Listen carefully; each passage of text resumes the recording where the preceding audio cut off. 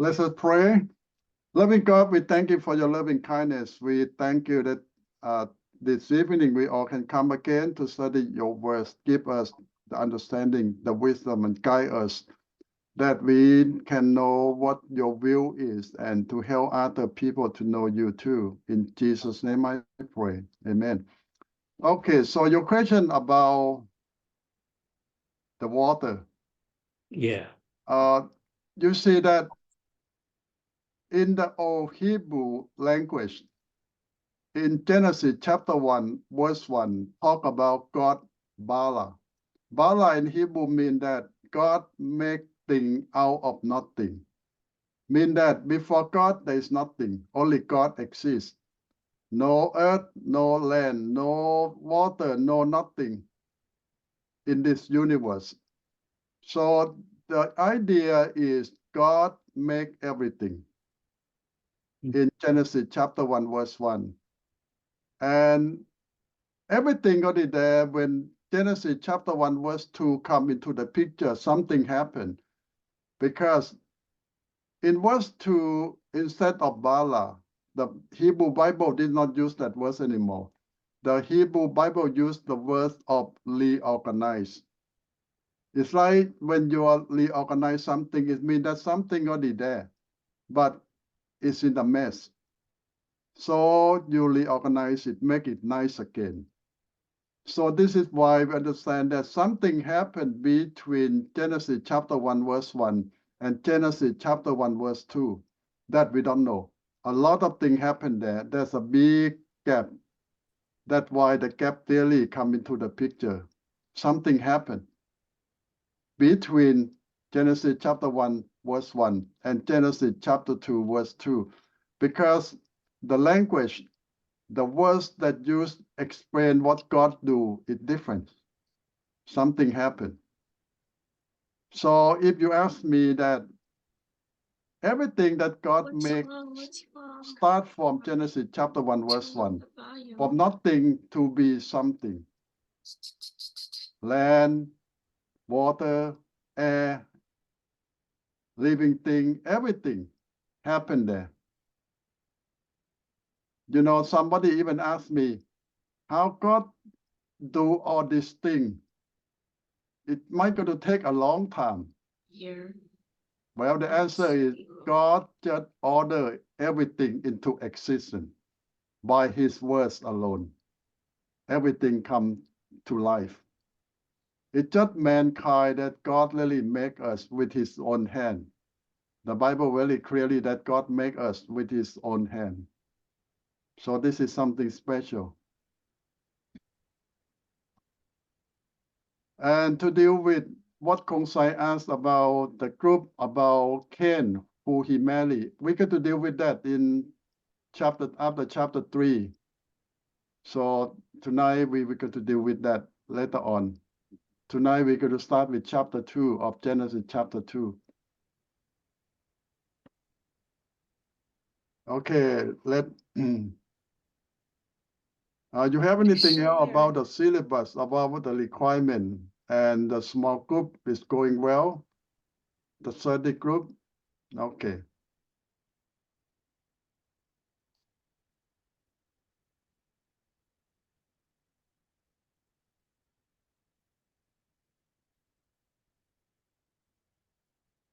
Okay, Genesis chapter 2.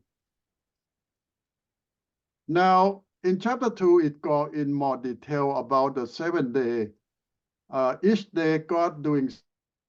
Now, we're talking about something happened. God finished everything. And on the 7th day in chapter 2 mean that God take a rest. And some of you ask that because God is so tired working, making things, the answer is no. God just order everything into the picture. But why the Bible mentioned about the 7th day, the day of rest? Well, God want to set a standard for us. God want us to rest. A day off from all the work or the responsibility. Now this is God's design. We're not going to work 7 days a week without rest. God wants us to rest. And that's the way God make us. 6 days is maximum. And then 1 day of rest. And the law will go on clearly in the time of Moses that even animal, you cannot use the animal to work on the 7th day. The animal have the right to 1 day of rest too. So this is how God set the standard, every to rest on that a week, at least 1 day a week. So that is a perfect thing. And somebody say that how about some company work 7 days a week in different shift? I say, okay. Later on, we understand that 1 day a week to rest is okay. If you cannot take Sunday off, you can rest on any other day. In the New Testament time very flexible, that you have some time to rest, some time to worship God, and that's good enough. It can be any day of the week. I know some group say that only the 7th day, but in fact, any day. And in fact, you see that the time of the clock of the world is not the same time. If you still in Thailand or in Laos, now is for them is Saturday already. And for us, it's still Friday. Now you see that different parts of the world have different time frame. So this is the guideline to let us know that God wants us to rest at least 1 day a week, and all our co-worker, our animal, deserve the time of rest too. And more than that, the Bible says God blessed this day. It's the holy day, the day especially. It means that this day God blessed specially, sanctify it, so make it holy. So if you observe the rest day, the day of worship, besides God going to bless you, you're going to make closer to God. Sanctify here means the sense that you make holy, you make clean, and you have the right to get with God, closer to God. So this is something that we overlook because we think that we can make more money on that. Well, money is not everything.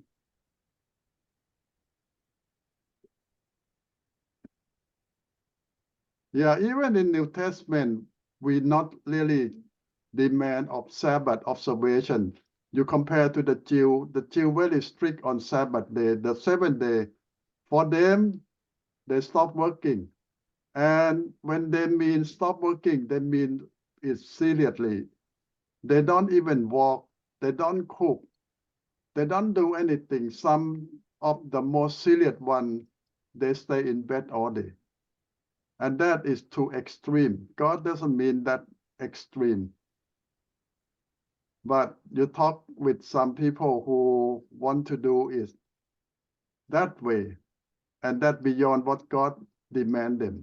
Now you see that some group of people in Jesus' time also fight with Jesus because they saw Jesus heal the sick and help people on Sabbath day. They got so mad because for them, Jesus supposed not to help anyone, not supposed to heal any sick person, not supposed to do any good thing on Sabbath day. And Jesus said that you misunderstood God. Sabbath day is the rest day, yes, and also to do good thing too. So it doesn't mean that you don't do anything. You still do something good. Besides rest, besides worshiping God, you also help people. In the certain situation though, so you need to know what is your goal, how to observe the Sabbath the correct way. Yeah, here we will tell more that God set a good example for man, that we're supposed to rest. We're supposed to take a break. And we learn today that our body, our mind, our spirit need a break. And there are many studies saying that a long rest or short one, which one better? Like people say that should you take 1 month holiday or 7-day holiday, but 4 times a year, which one better?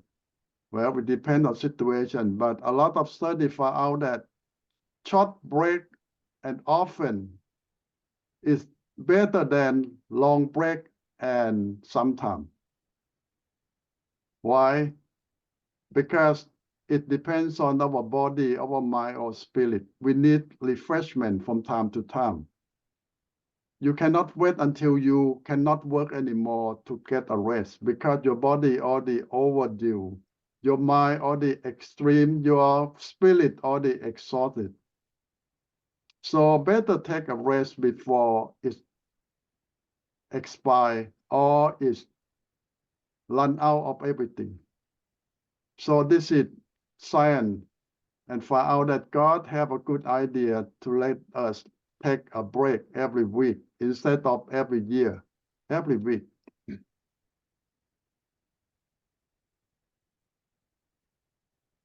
Now, in verse 4 to 7, talk about detail about how God make all the plant, all the tree in this world.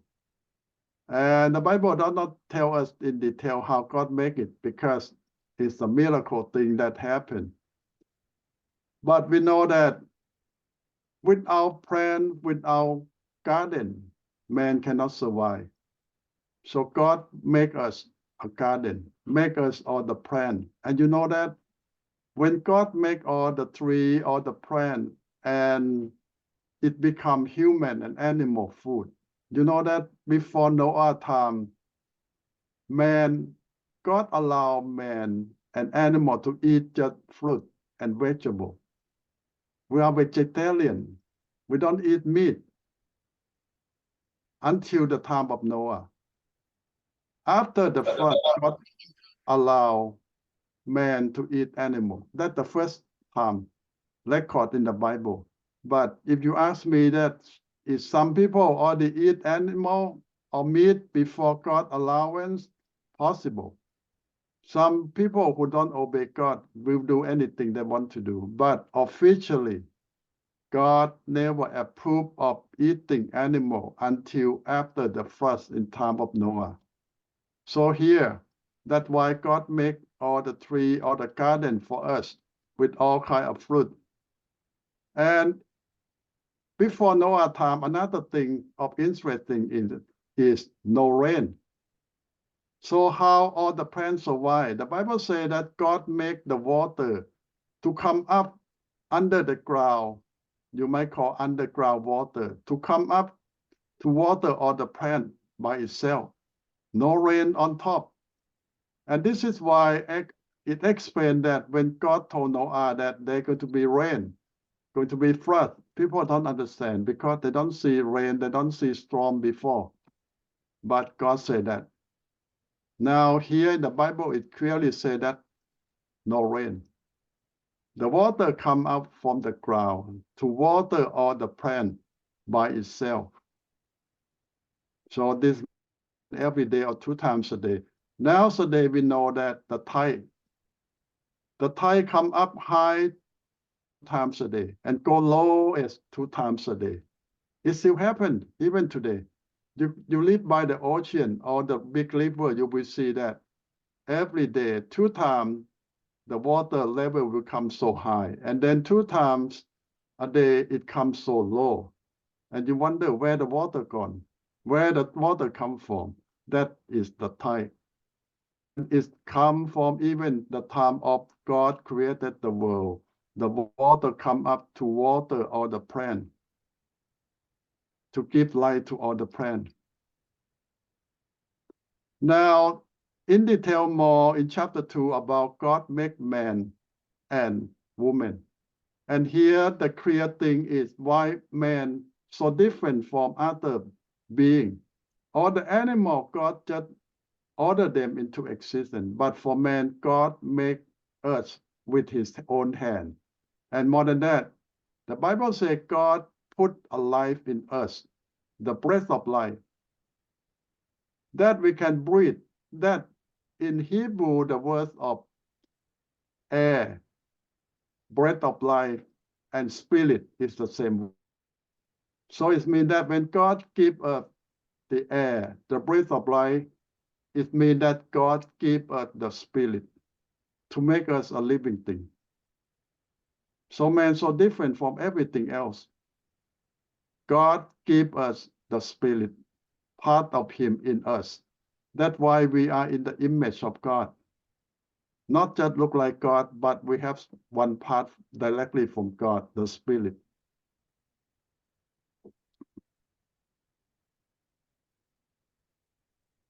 Now in verse 8 and 9, talk about a garden, Eden. It's a perfect garden. Today we talk about this is heaven on earth because all the good thing is here. And you see that when God make the perfect man, Adam is a grown-up man, young man.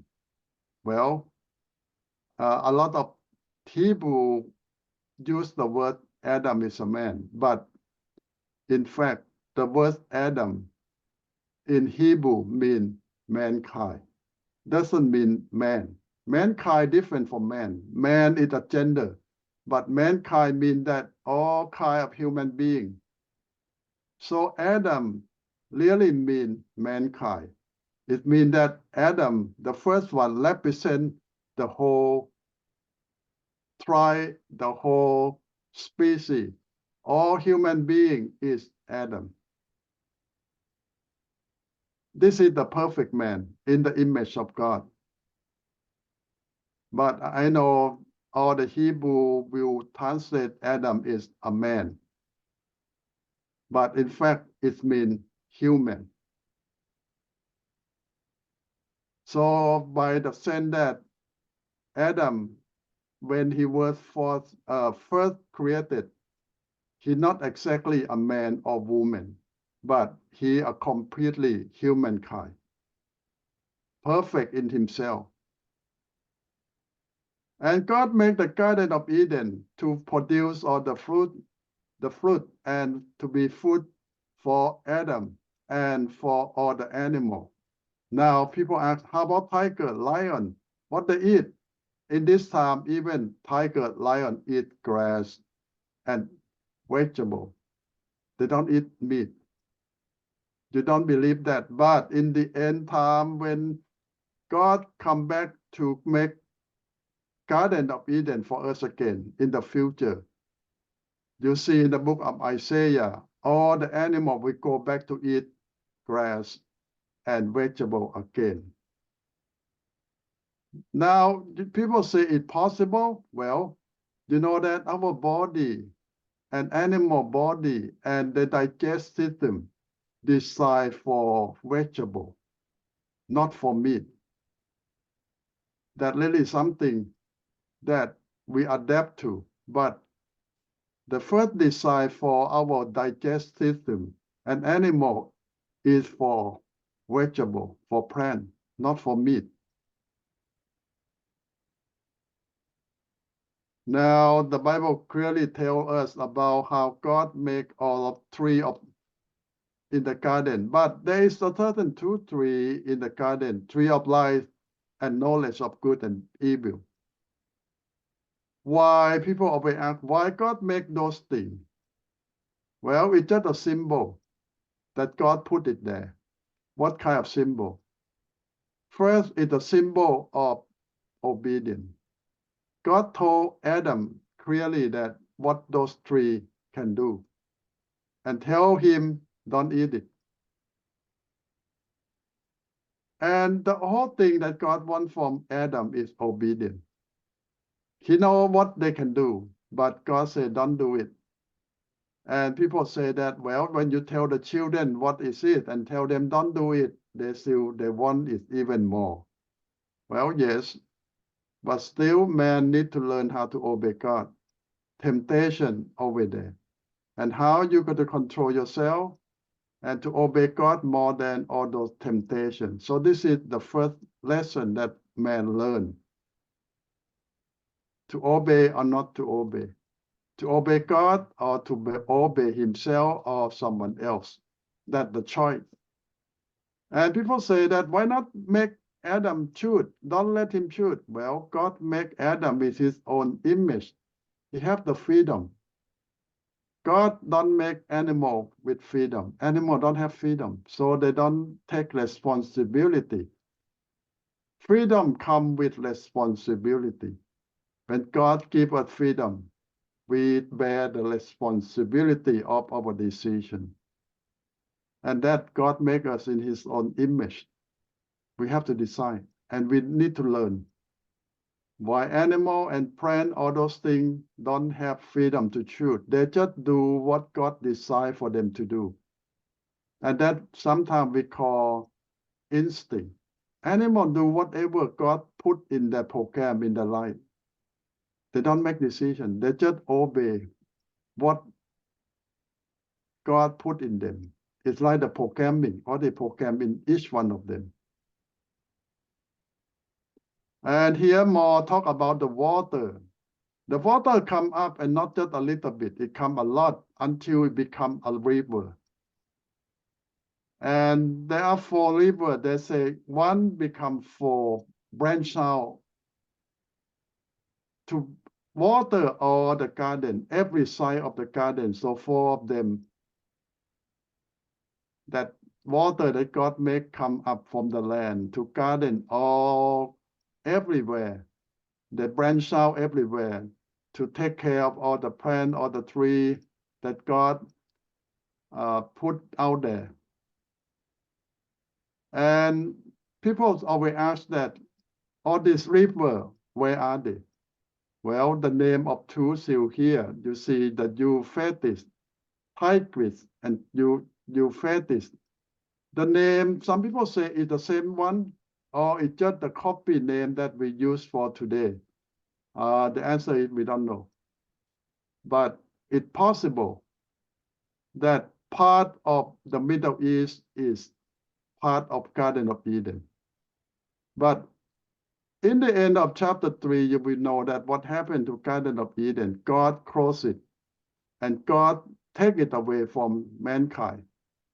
It might still somewhere, but we cannot see it. We cannot get into it until the appointed time that God will open that garden for us again. It might be somewhere, but we cannot get in there.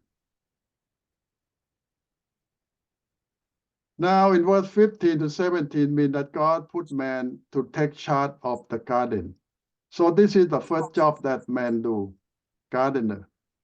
So if you are the one who do gardening, you have the oldest job of the world. Adam is the first gardener. God put him to take care of the garden for God. And this is the job that's going to make him happy. This is the job that God designed for us. And now there are many studies going on that how gardening help us.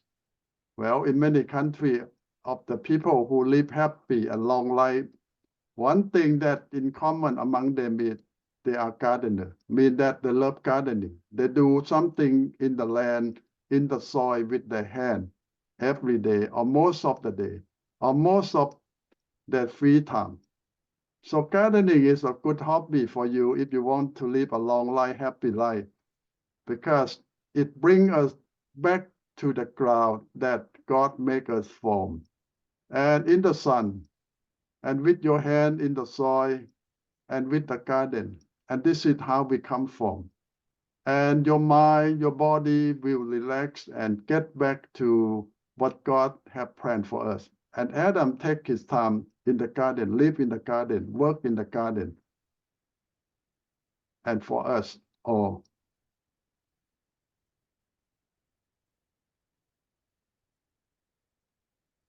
And the Bible says that from the ground, God made all the tree, all the life, all the knowledge of good and evil. Now, God tell them about the true tree in the middle of garden. Don't eat it.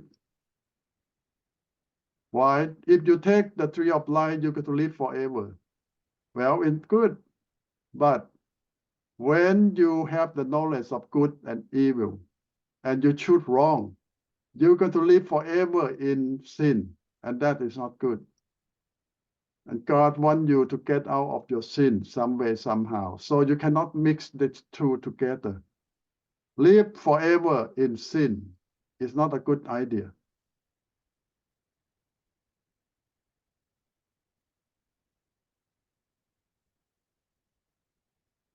So in verse 15 to 17, talk that God command Adam, take care of the tree.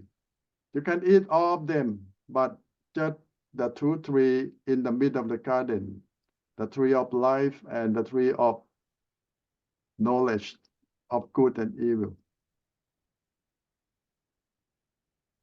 And in verse 18, God said that it's not good for man to be alone. I will make him a helper comparable to him. Now you look at chapter 1, you will see that God make all kinds of animals to be man's friend, but none of them compatible, mean that it's not in the same league, in the same kind that supposed to be with man. So God will make another person that compatible to Adam. So he won't be alone. He will have someone with him. Helper compatible to him. So it have to be something similar to Adam. Understand Adam in that his version. So the idea here is helper and comparable, mean that someone similar to him can help him and similar to him in every way. And that going to be Eve in the future. Not any animal that God already made is not compatible to him and cannot help him in the sense that what God planned. Now, talk about all the things that God made, all the animal. You see that all kind of animal that God bring to Adam. The Bible says that whatever Adam called them, it become their name, their cry from now on. Well, we don't know what language that Adam speak. That's a good question to think about. How Adam talked with God and what kind of language he talked.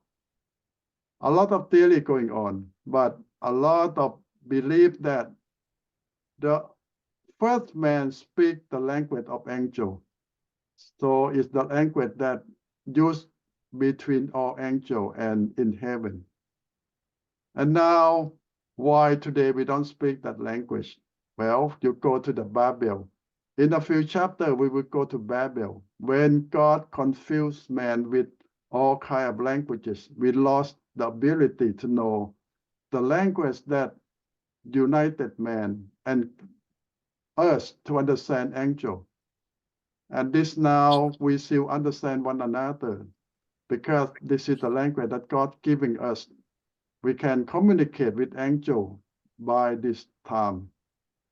Before all, God confuse us with all kinds of languages later on.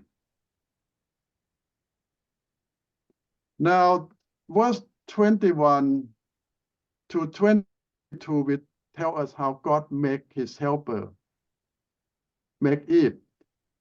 The Bible says that God make Adam into a deep sleep. Today we might call that put you to sleep by some kind of chemical to keep you. So the doctor can do the surgery on us. Chemical.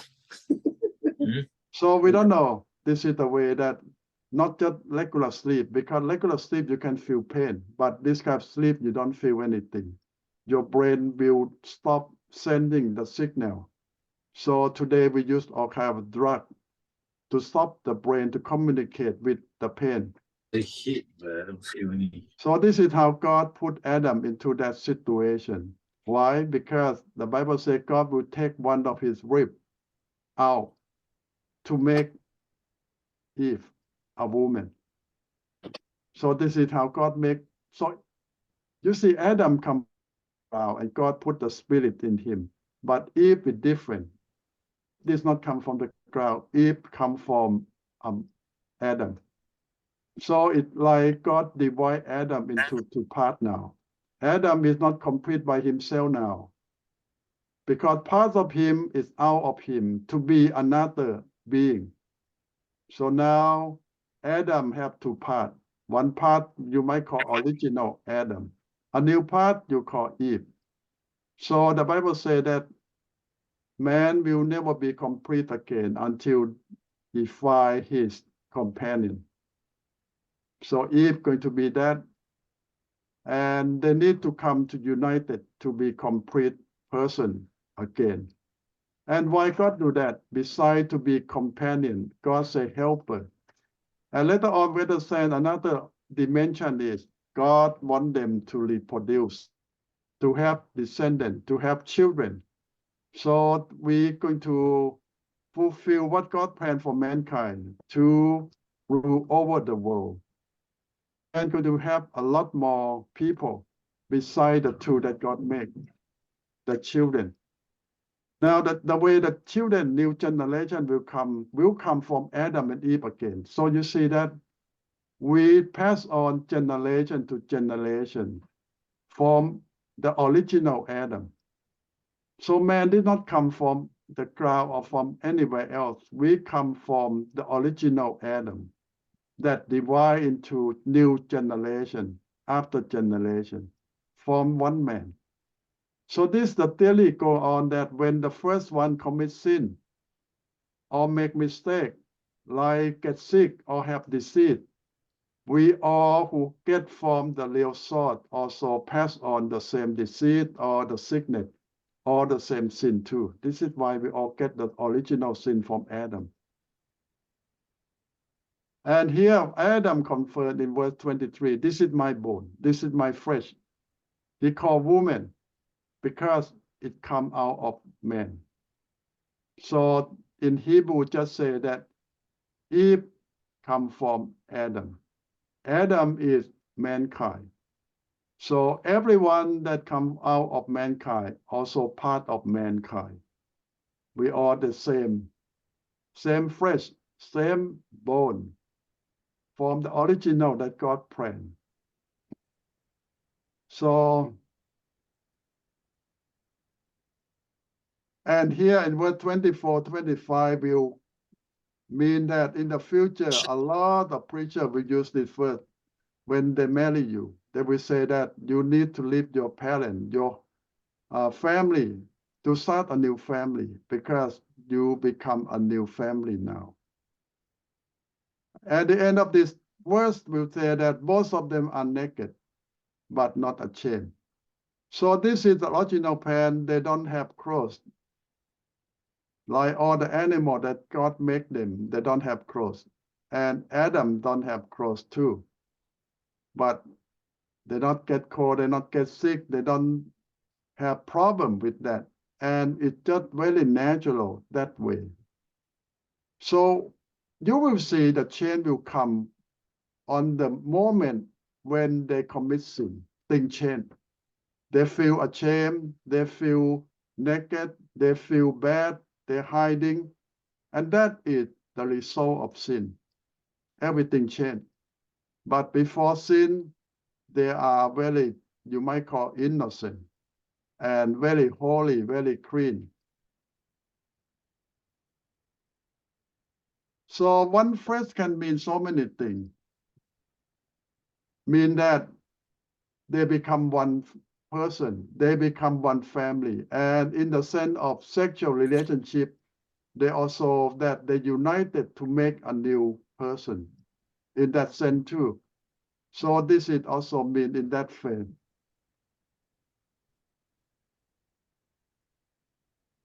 Okay, this is chapter 2 in general.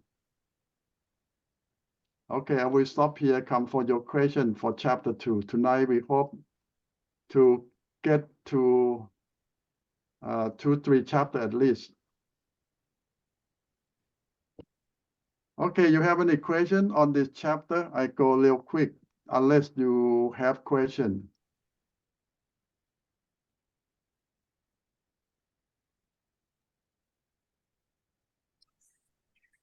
So this is how God make man and woman.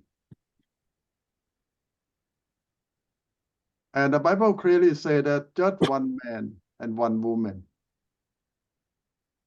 not a lot of women. And this answers a lot of questions that can we have many wives or husbands? Well, God already designed one man, one woman. If God decide for you to have many wives, He already make Adam and Eve and Nancy and Elizabeth for you. But it's no Anne, no Elizabeth, no Nancy. It's just Eve.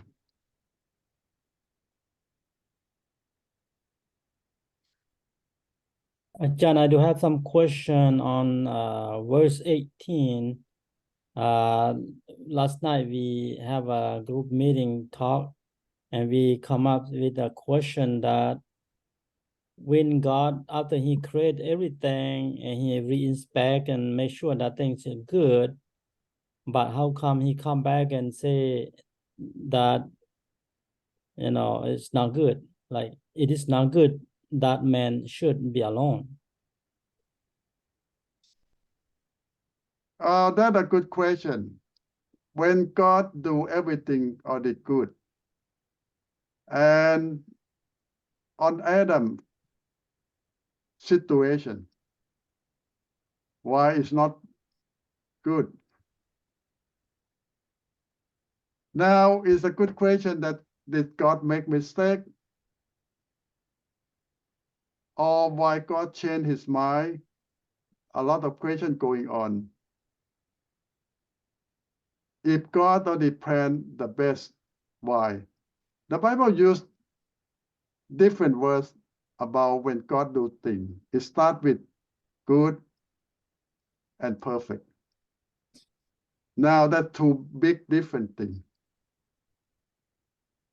And the audience believe this way: when God do everything, it starts with good. But later on, God say perfect. It means that complete. No more change. But when God starts something, it's always good. But it means that there's still room for improvement. There's still room for adding on. But when God say perfect, it means no more change. It's done. So this is some idea that why when God start everything good, why He still have to keep improving or changing, because it's not perfect yet. Because everything God done in the end is always perfect. Have to end with perfect. Now you buy this clearly? I kind of like it, John. I think that proves why God created all the millions of years about dinosaur and erased. And so that's why He created our time is perfect and no more. Yeah. In the end, when God say perfect, it means that complete, no more change, it's done. But before that, it's still room of improvement, correction, or something that how God start with us is good. But we have freedom to make mistake, and God come to improve us and correct us and make things until the end, to the point that God say now it's perfect.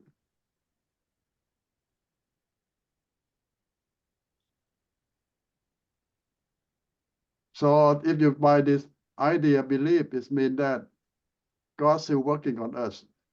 Man still not perfect.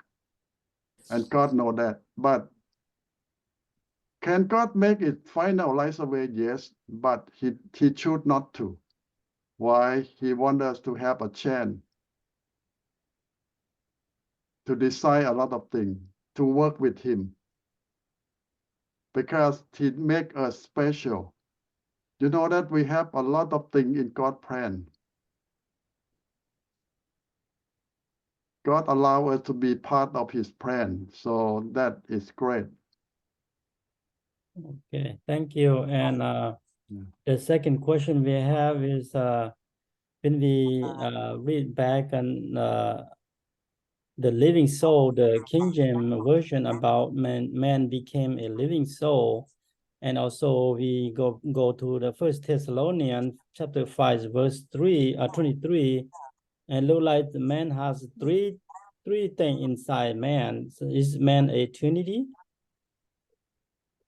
You see, the Bible never used the word Trinity at all. The word Trinity started using by Augustine in around the 5th century. Augustine used to be the Greek philosopher and teacher of Greek philosophy. When he became a Christian, he got all the knowledge of Greek philosophy, Greek idea into the church. And he see that our God is three God. So why not use the word Trinity? So he take this word and put in his teaching, and everyone like it because it explains our God, three in one, equally, and a lot of things. So now we borrow the Greek philosophy or idea to use in our Bible. It's not original that way. Now you look at our whole Bible, there's a lot of three there, and a lot of three is a good number. And now talk about humankind. We also have three parts. The Bible will mention that we have body, we have mind, we have spirit. But we don't use the word Trinity on earth because that is reserved for God now. And then now, when Jesus Christ came to die for us, for the spirit or for the soul, or for the mind? All three, but one All part three? at a time. So Jesus will die and pay the price and set us free all three parts. Why? Because God designed us in body, mind, spirit. And in the future, when we live with God, we will have body, mind, spirit too. But it's not this fresh sinful body, but a new body like Adam before sin. Mean that young forever, never get sick, never get old, and can do a lot of things that we cannot do now because of sin.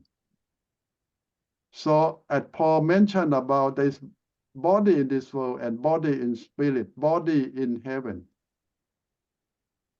So this is why we have special quality in the image of God. Angels don't have body. Angel just spirit. But when God sends the high rank angel, he will come with certain body, special body. But regular angel don't have body. This is why you see that some bad angel, they have to haunt or possess some man or animal body to use for their purpose because they don't have body, physical body like this world. So now when we save, the Bible says that our spirit got saved first, set free, so we can pray to God, get closer to God. But our mind, God working on our mind, our thinking, and our body is going to be the last part when Jesus come and change our body into a new body. So this is the last one.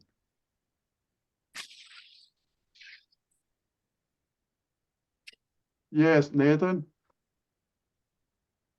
John, I just wonder when the Bible said God created, and do the Hebrew word or Greek word use the same create as like we create something, like we make something? Do they use the same vocabulary? Yes, but we use it wrong. Ah. Why? Because created in the real sense mean that you make something out of nothing.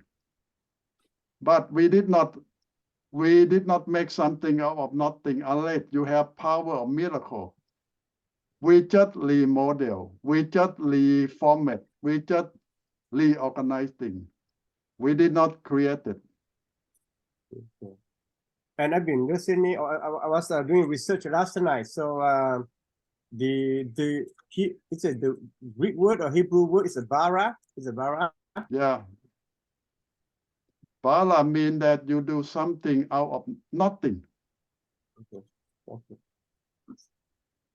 Only God can do that.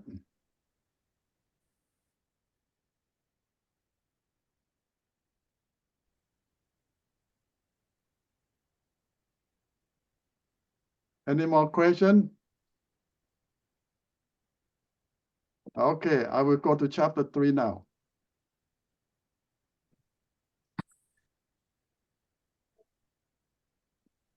Now a serpent. Now we know from the beginning that all angels have some kind of form that they use in order to show themselves in this world. But we don't know what kind of angel each one should the body in this world. Satan used serpent. And this is not just a little snake, it's a big snake. In Chinese, we call dragon. In all the European, we call dragon too. But the Chinese dragon and the European dragon might be a little bit different. And in Thai-Lao, we have Payanak. We have a Payanak, you see that, a Right big there. snake. Yep, what you say? So this is the form that Satan used. You go to all the Thai temple, you see a big snake around the temple from the step 1 up all the way to the temple or snake. And you look at the Chinese temple, dragon is on the roof everywhere. So this is the symbol that Satan chose for himself to show to humankind. And before God cursed them, it's very interesting. The audience believe that snake before that time might have feet. So come, not just the serpent come to lure or trick them to commit sin, but himself use this body and come to man. And now you see that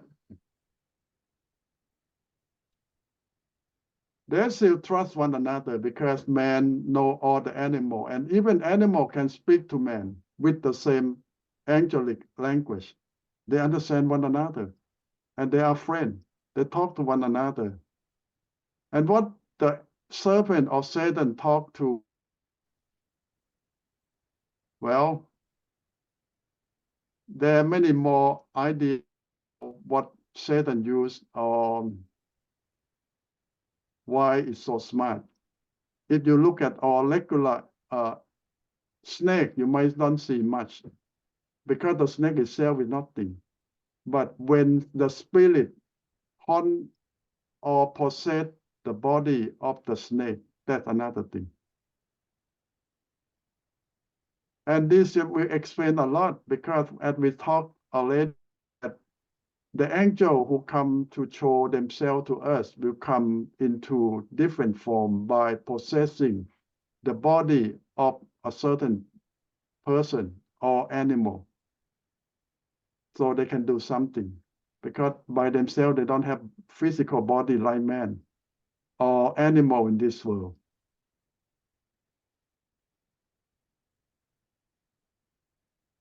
So here we will have more explanation from different parts of the Bible talking about why Satan used the body of animal. And here you see that serpent or snake is one of the most popular ones, but the Bible will talk about at least 2 more kinds of body that Satan himself or his right-hand man or left-hand man helper will use. Another one is you can get a cow. And another one is the ghost. And you can guess in every religion in this world, a cow is so important. Like in Hindu and in Egyptian and the ghost, you see that kind of animal Satan and his right-hand man, left-hand man will use when they come to this world. And they will show their power, and people from the early time will worship beside the snake is the cow and the ghost that they use the symbol because they see all this big super power come to possess all this body and use them. Now Satan come, the Bible clearly say that to the woman, why they choose the woman instead of Adam? Well, we have many theories saying that Adam don't care, but the woman listen. Somebody say because women love friendship, love talking, but men don't talk much. So maybe Satan come to both, but one respond well. Eve always love to talk, make friends, but man maybe don't care about stranger, don't want to talk too much, don't have a lot of friends. And that is very normal. And what he say, we could pay more attention. Satan say that this God really say this. The first strategy that Satan or devil always used with us is put doubt in us. Doubt God. Did God really say this? Did God really forbid that? Did God really command you? First, they put doubt in us. Doubt God. Doubt God command. And this is the way we need to fight back with. We need to confirm that, yes, God command. Yes, the words of God say that. So if we obey them, we will doubt God. And that is the first step of falling. When we doubt God, everything collapses. When we don't trust God, now we fail. So now anyone come to ask you that, did God say that? Do you believe what God say? Kick them away. Because if you listen to them, now you will start falling. You need to trust the words of God. You need to obey God without doubt. God said that. God promised that. And don't doubt it. It's true. But if you doubt God, now you're falling into the trap. The woman tried to tell the snake that, oh, we can eat anything. But just some tree that God said, don't eat, don't touch. Let you die. Well, she add a little bit. God just say don't eat, but she add on don't touch too. Maybe she want to make it stricter. And then God said you will die.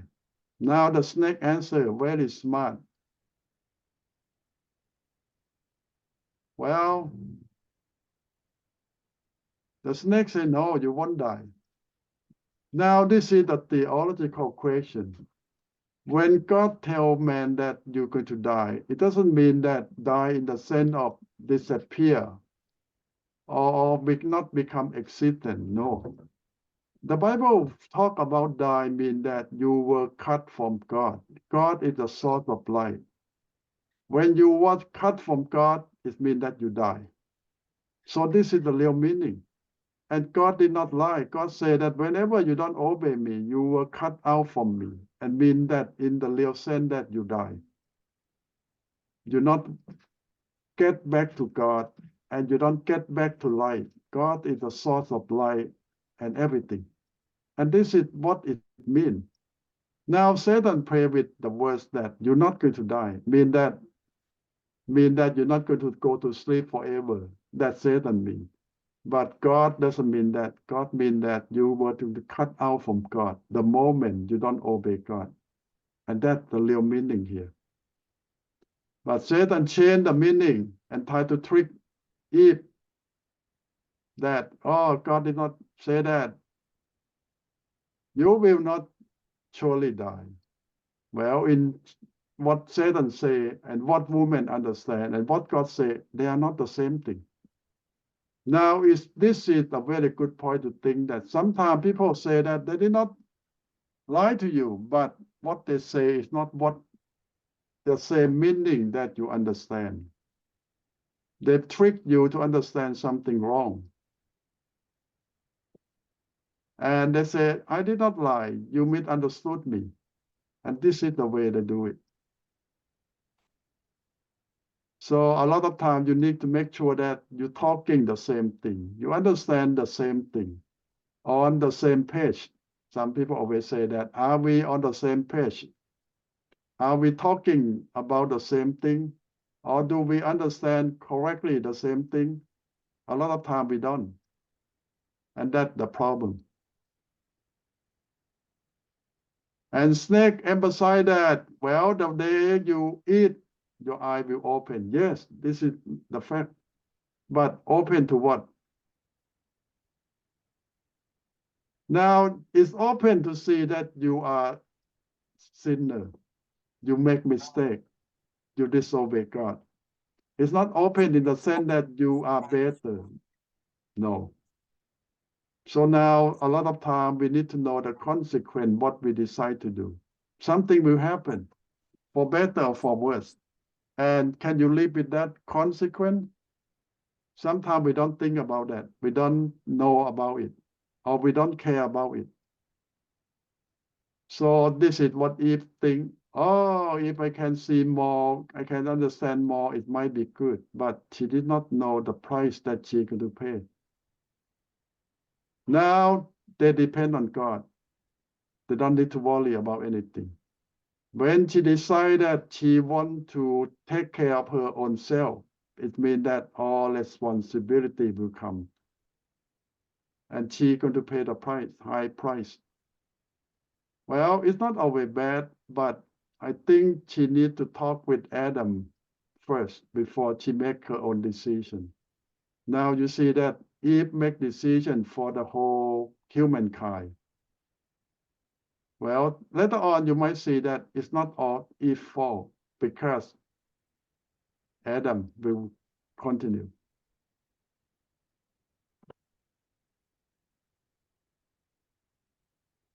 Well, the heart of most theologians in Christian sense and Jewish and even Arab or Islam always think this way. The sin that Adam and Eve did is they want to be their own God. Now they have a God who help them and teach them, protect them. But Satan tells them that you can be your own God. You take care of your own future. You decide for yourself, and you are God. Now think about it. Satan already tried to do that, and he failed. And the consequence of his mistake already there. Why don't he learn from that? Why he want humankind to fail too? Well, a lot of theologians believe this way. If man fail, man will go to hell with Satan to be Satan's servant forever. So for Satan, it's again, if man fail, man going to end up being slave to Satan forever. So why not? Since Satan going to be in hell forever anyway, get some friend, mankind going to be his slave with him forever. Now this is the plan. Take man with them. And the New Age movement today is the same idea of Satan. You want to be God, you are God. You can be God. This is the New Age teaching. You don't need another God. You yourself can be your own God. And this lure man, trick man, humankind away from the church, from God. And you don't believe that millions of people, especially young people and old people, get into this trap again, thinking that they can be their own God. Now, verse 6 said, the woman said, oh, it looked nice. And I can understand everything like God. I can be for myself. Why not? Why? So this is the temptation get deeper, and she followed deeper. Start with within Satan put down on her that did God say that? Did God forbid that? And now beside thou God, now Satan said, you're going to be better. You're going to be God. You're going to be very smart. Why don't take it? Now, the second trap even more deadly. You might remember that Satan also came to Jesus and tempted him. Similar way. When Jesus fasted 40 days, 40 nights, so hungry, so tired, Satan said, eat, make food for yourself. Jesus said, no. Man did not live by bread alone. And Satan said that, show your power, so man will come to worship you. Jesus said, no, I won't do that. That's a shortcut. Jesus knows that God sent him to be someone to die on the cross. And all people will follow him because they need God, not because they see his power that show off. And Satan go to the final thing that, how about worship me? Submit to me. I give back the whole world back to you. You don't need to die. Shortcut again, an easy way out. And Jesus said, no. My calling is to die on the cross. I will go there. No shortcut, no easy way out. Now, we learn a lot from here that sometimes people offer us a shortcut or easy way out, and we know that this is not right. God have a plan, God have a way for us. We better take God's way, God's plan, even it take longer time, more difficult, and more sacrifice, but that's the way of God. We're going to take that. Well, the woman felt this test. She said, the shortcut, this is the easy way. I'm going to be God myself. I'm going to have all the power. I can do anything I want. So she ate it. Well, easy at that. And worse than that, she bring it home to give to her husband. Now, a lot of people try to think about this way, that is Adam fault too? Did she ask that what kind of this fruit? Where it come from? Or he just obey his wife and just eat it without question? I don't know, we can argue on this, that Adam doubt that it looks familiar, this kind of food every day. It hang on that tree. Don't you think Adam look at that tree every day? It's beautiful. And he want to try, but never until today. Someone said that so he can blame Eve. He said, I did not pick it up. My wife picked it up and she gave it to me, so I just eat it. So it's not my fault. Well, I don't know, you're going to use that reason to protect yourself by blaming or on Eve. It's her fault. I just eat what she cooked, what she made. I never ask questions. Well, it might be that way, but if your heart, your mind know or doubt it, it's you or the sin. Don't you think so? The Bible says if your conscience tells you something not right and you still did it, you are the sin. So even Adam did not act, did not say a word, but his heart doubt it. All feel not good, and he still did it. He sinned too. That's the way of the Bible. Paul mentioned a lot. It's not just what you do, it's just what you know and what you don't know, but your conscience tells you something. You cannot do against your conscience. You have to stop there. Because when you do something against your conscience, it's already sin. Now both of their eyes open. They saw that they're naked. This is not a good thing because this is not open to the truth. It's open to sin. And sin bring all the guilt, bring all the bad thinking, feeling. This is come all from sin, the fruit of sin. Before that, they're innocent. They don't think anything bad. And now there are only two of them in the whole world. That's very interesting. It's almost the whole world is your private world, nobody else. Why? It's not what the situation changed, it's just your mind changed, your thinking changed. But everything around you the same thing. Nobody there. Only two of you. But their thinking, their mind change now because of sin. They don't think the same way. They don't see the world the same way anymore. Everything changed. And now they try to cover up in the real sense, they try to cover their mistake. They try to cover their sin, not their nakedness. Nobody there. But they felt they make mistake. They felt they have something they need to cover from God. Nobody there to see it.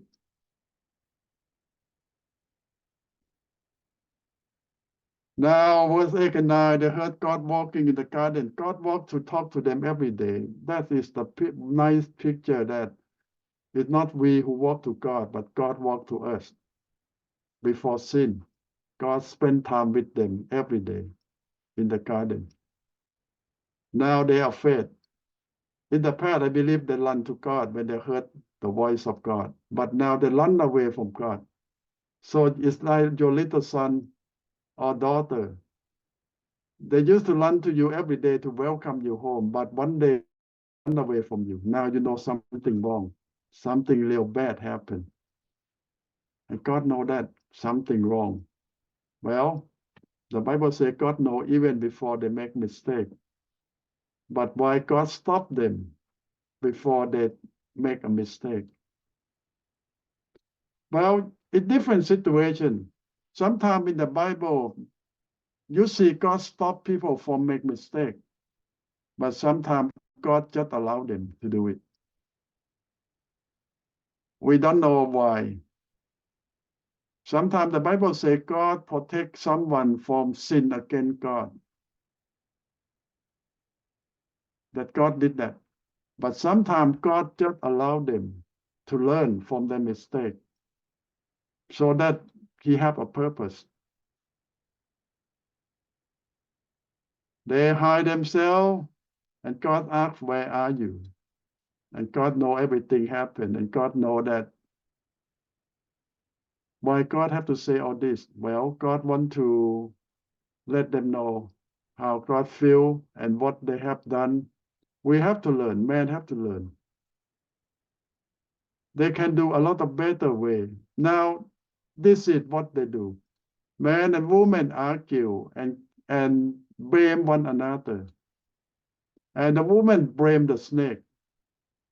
Now, if you were them, you think you can do a better job? How you do it? If Adam come to God and confess, I make mistake, God. I am a head of the family, but I did not help my wife well. And if can confess that I make a mistake too, I obey, I listen to the snake, and I fail you, God, forgive me. But both of them did not say that. They blame one another, they blame snake, they blame everything beside themselves. Now you see that this is something we need to change. God expects us to take full responsibility of our mistake. Like today, we come to God, we can confess our sin, accept responsibility, and God is going to forgive us. And do you believe that if the Garden of Eden situation change, the whole history will change? I believe so. If the first couple confess their sin on spot, when God come to them and beg for forgiveness, I believe that the whole history will change. But we learn from our ancestors that we don't take responsibility. We blame one another. And we don't accept our mistake. God knows what they did. But God wants to give them a chance to confess, to say the truth. You see what the woman you give me. Now, when you read it, what that means? He blamed God. God, it's your mistake. You give me that woman who caused problem. Adam not only did not confess his and take responsibility, now he blamed God. This is the serious. I don't know how many times we blame God for our mistake and ask God why. And we forget that we are the one who make all the mistake. We are the one who fail. But we blame everyone and even blame God, except ourselves. And that's a big mistake that Adam did. And the woman also said, well, the snake that you make me eat it. Lie to me.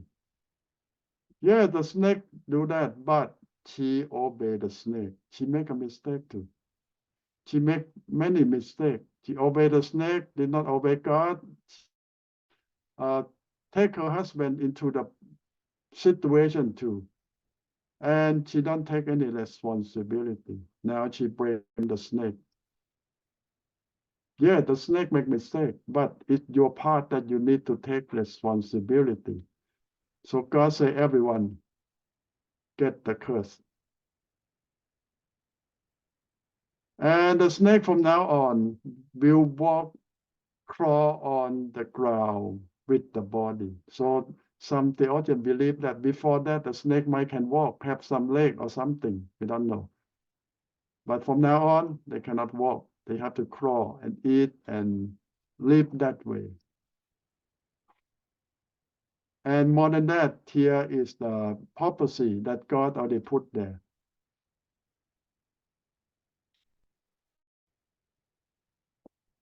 Now, here is a prophecy about the future of mankind.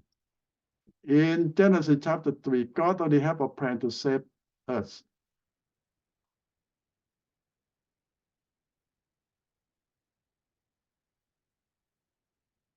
Here, let in detail that God will make the enemy between you and the woman. So what that means? The prophecy here is talk about man, woman, and snake going to be enemy forever. They hate one another. But here, the full prophecy will come on later on about how the woman descendant and the snake, what things to do with one another. Enmity between you and the woman, between your seed and her seed. Here, the prophecy about the future of mankind. Here, a lot of theologians believe that the seed of the woman, not man. And they believe this means Jesus, who born of a Virgin Mary without man, will come to fight Satan himself. The enemy, the final war that God already predicts since the early time, that here he shall bruise your head and you shall bruise his heel. Now it means that they're going to fight. Satan going to kill Jesus, his heel, but Jesus going to crush the snake head. So it means that Jesus will get hurt, but he's not going to die. He will come back. But the snake got his head bruised, means that Jesus crushed the Satan, all his power, all his sin will be destroyed. Because when you hit the snake head, you crush it, it's dead.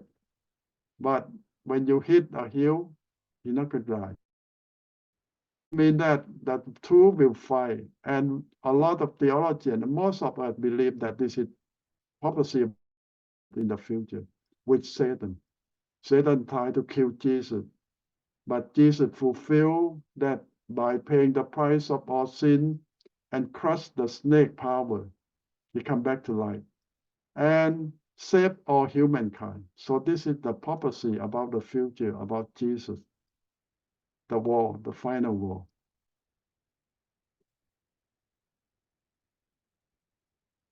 But for the woman, this is the prophecy that from now on, women will have a lot of pain in childbirth, but she will submit it to her husband. So this is the prophecy about the future relationship about man and woman. Man going to lead, but woman going to be submissive. And she want to have a husband, but she's going to suffer a lot. But without this sin, somebody believe that woman will give a very easy delivery and have a lot more son. But because of this sin, this is the part of the packet that we get. And for Adam, He said that because you listened to your wife and did not obey God's command, curse on the ground. You will toil all your life, work so hard to feed yourself and your family. Well, we think this way that if not because of this sin, we not need to work so hard.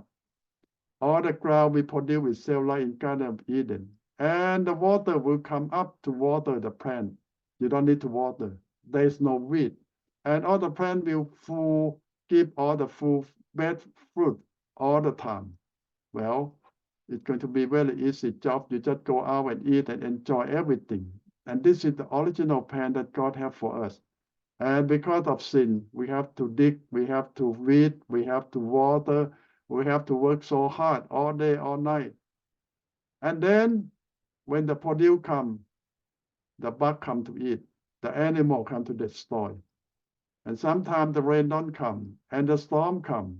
And this is part of all the sin or the curse that we get. Now sin come to the world and death come with it and all the curse come with it, the whole package. And this is what the consequence of that first. And today, a lot of people say, that is Adam's sin. Why I have to suffer? Well, if your parents so rich, when you born, you get all the money. Why you never complain that? Why you give me all the money, all the land, all the houses, all the good thing that I don't need to work? You just take it. But when your parents come and poor, and don't give you a lot of money and make a big debt, you might complain that why you don't save me money? Why don't you give me a big house or good school? You just have debt. Well, sometimes we cannot complain. It's just whatever you're born with, good or bad, sometimes you have no choice. Why you don't complain that I'm not born in the very handsome family, so I can be a movie star? Why I come out short, ugly, and look bad? Well, it's a package. It's the inheritance. And sin is the same thing. Adam sinned. Adam is our ancestor. All come out with the packet of sin. It's more than a disease. It's in our genetic now. We have all the packet, and all children later on live with that. But God did not condemn us forever. God here in Genesis chapter 3 already planned to save us in the future. So this is the mercy of God. Okay, you have some question for chapter 3, the sin of mankind. I do have question. Yes. Sorry, I keep asking question, but when read on the book of Genesis, look like some information is missing there. When we go on and suddenly sin just appear there, and without more information about who he is and when did God created him, did God create him during the angel time, or but doesn't say more about him, only see when he appeared to Eve. You mean Satan? Yeah. You see that we believe this way. The book of Isaiah mentioned a lot about Satan, but it's not in detail. And we know that God make angels sometime between Genesis chapter 1 verse 1 and chapter 1 verse 2. Sometime before that, before our time. That I always say that Adam is the modern man or the letter of God's creation. But something happened before our time. In that between verse 1 and verse 2, the angel is there too. God created angel somewhere in that time. And we know a little bit when the talk about the falling angel or Satan. from the book of Isaiah, the book of Job, a book of Jeremiah, a little bit at a time. So we don't know. God don't want us to know much about Satan or anything. We just piece together from a lot of Bible. That's all we know. The book of Revelation will tell a lot more about Satan and his work.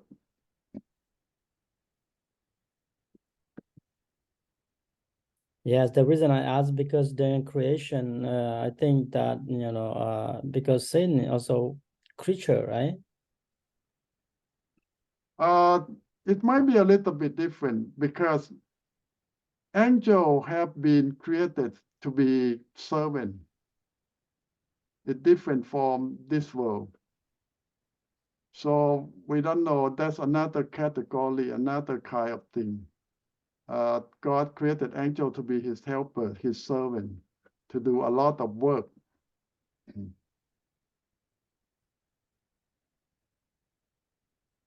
Okay, thank you. Welcome. Mhm. Yeah, Kat. Yeah, John, we see that Adam and Eve in the garden for a long time, I believe. So I don't see that they multiply the human yet.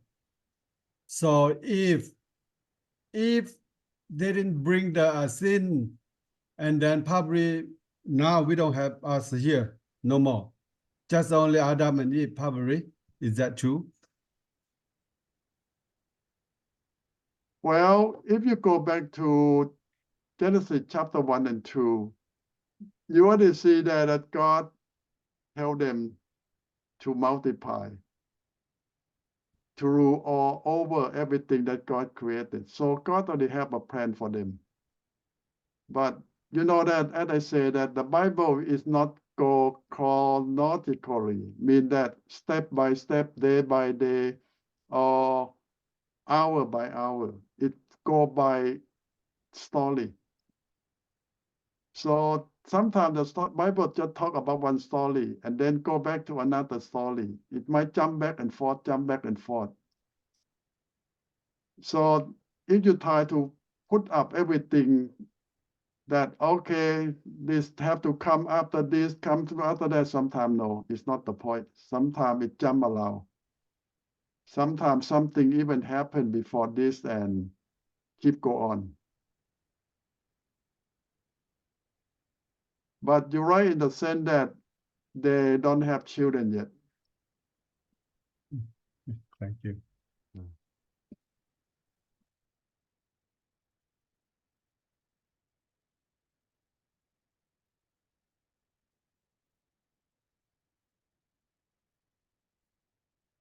But in fact, it doesn't matter they have or not. Why? Because Adam and Eve still the original. When they do good thing, the blessing go to all their children too. When they do bad thing, the curse go all to their children too.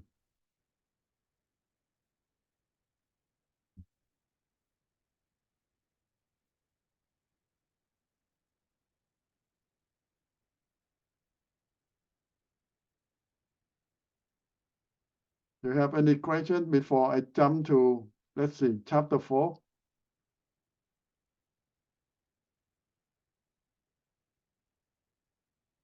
Okay, you can think about the question. Let me jump to chapter 4.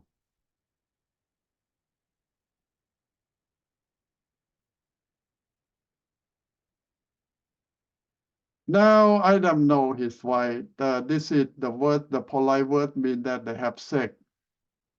That the way of the old Hebrew used. And the English translation translate to know or know.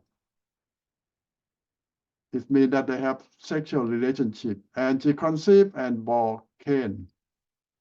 And he mean that because I get it from God, so that Cain mean that the first son and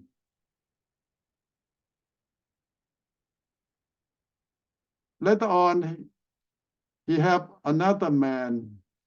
I have acquired a man from the Lord, the name Cain, mean, and this is intended for to be a good son, to be a good person, because this is the firstborn.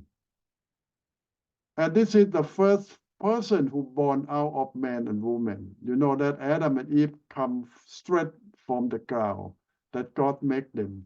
So this is the first one that born out of man. And you see that this is the better version before that.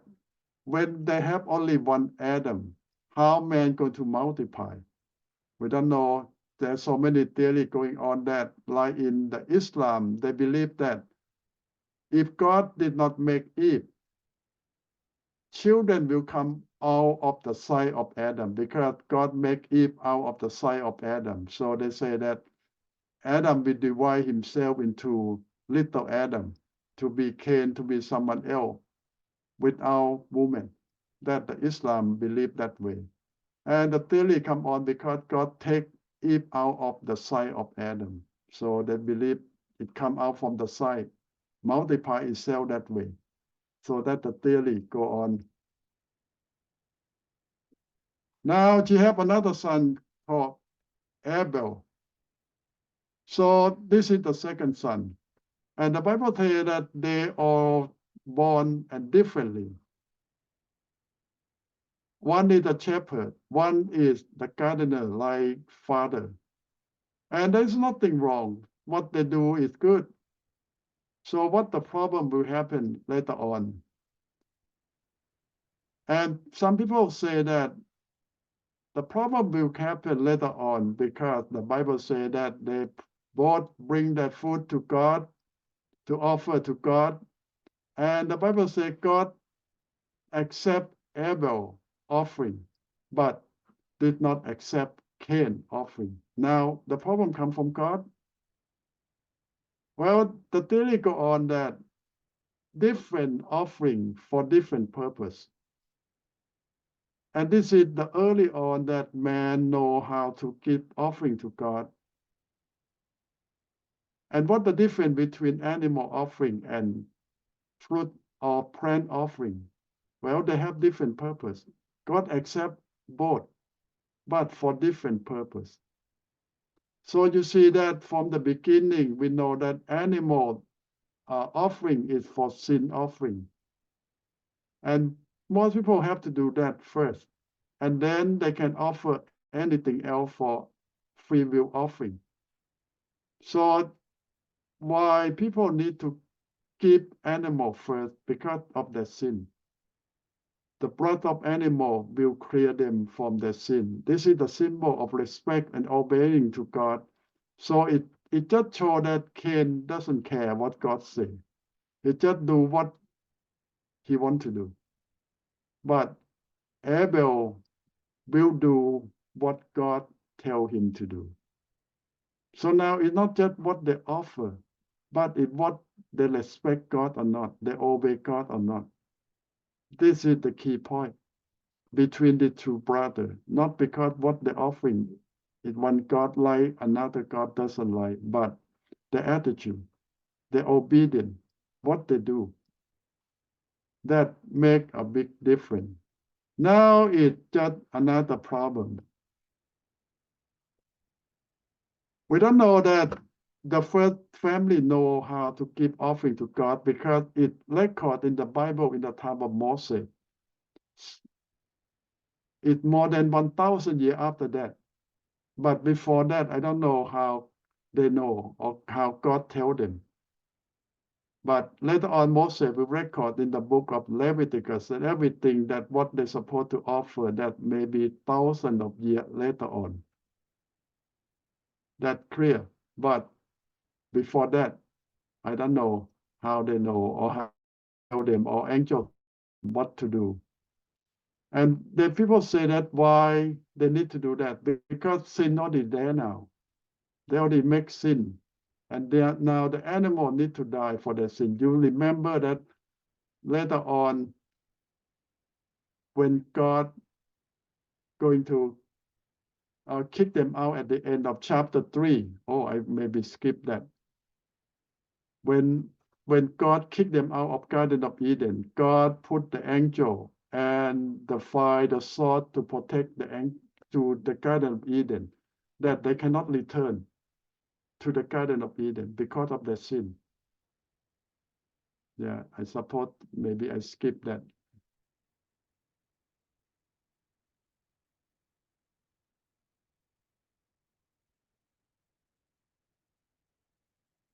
Now, what happened after that? Well, Cain was very angry. And what he did next is even worse. He killed his brother. This is the first murderer. And how can we have the ability to do that? Now, this is another good question. If Abel offered the animal, their blood, it means that they have to kill the animal. And you know that in the when God made the cloth for Adam and Eve before he kicked them out of the animal skin too. So the symbol that some animal need to die for their sin is already start there. So now the question will continue that even God do not allow them to eat animal. Did they eat because they already killed them? Possible, but it's not officially that God approved of eating animal. But possible man already start eating. Why? Because they start killing animal now. Why make it a waste? And now God asked Cain, where's your brother? And a very good answer that we still use it today. Why are you angry? Why do you have covenant fallen?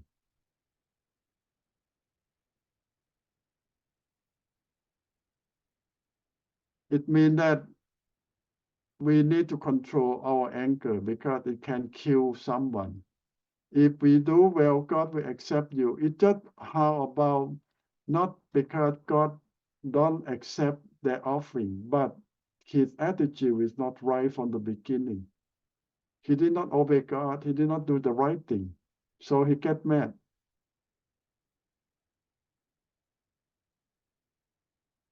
Now in verse 9 is the very famous verse that we hear all the time. Where is Bel, your brother? God said. I do not know. Am I my brother keeper? This is going to be a serious thing. It means that it's not my responsibility. It's not me who take care of my brother, but God said yes. It's our responsibility to be our brother keeper. That's what God expects. But Cain denied that job. I don't care. I don't want to keep my brother. I don't care what happened to him. So this is the rejection. This is the mistake that he did again. God expects us to take care of our family, or our part to take care of our loved one. We're responsible for one another. We help one another. We cannot say it's not my job, it's our job. So this is something he denied that he's supposed to do.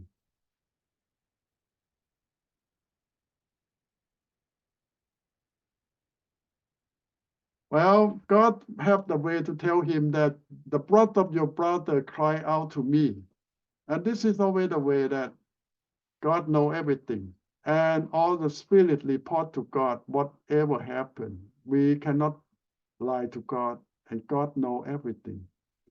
So this, if we go back for many generations, they should take responsibility. They should, when God come to them, God want to offer them a chance to confess. But most of the time, men don't want to confess their sin, don't want to take responsibility what they did. They always blame everyone else except themselves. So men going to learn. And this is, we make mistake all the time, but we're going to learn to change our attitude.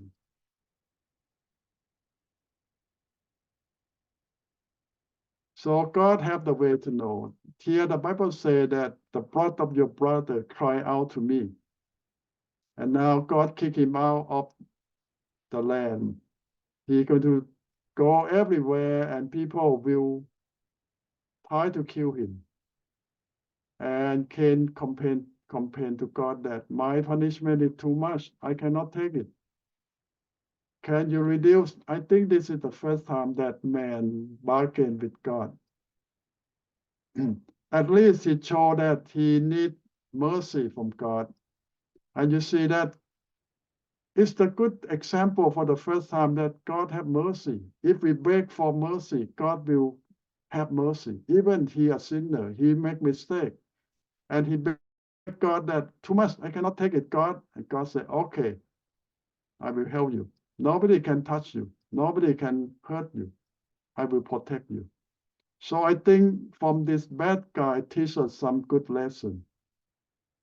If we're going to beg God, ask God for help, even we are bad guy, God still have mercy. Why don't we beg God? And even if we are the bad guy, God still listen and God still have mercy.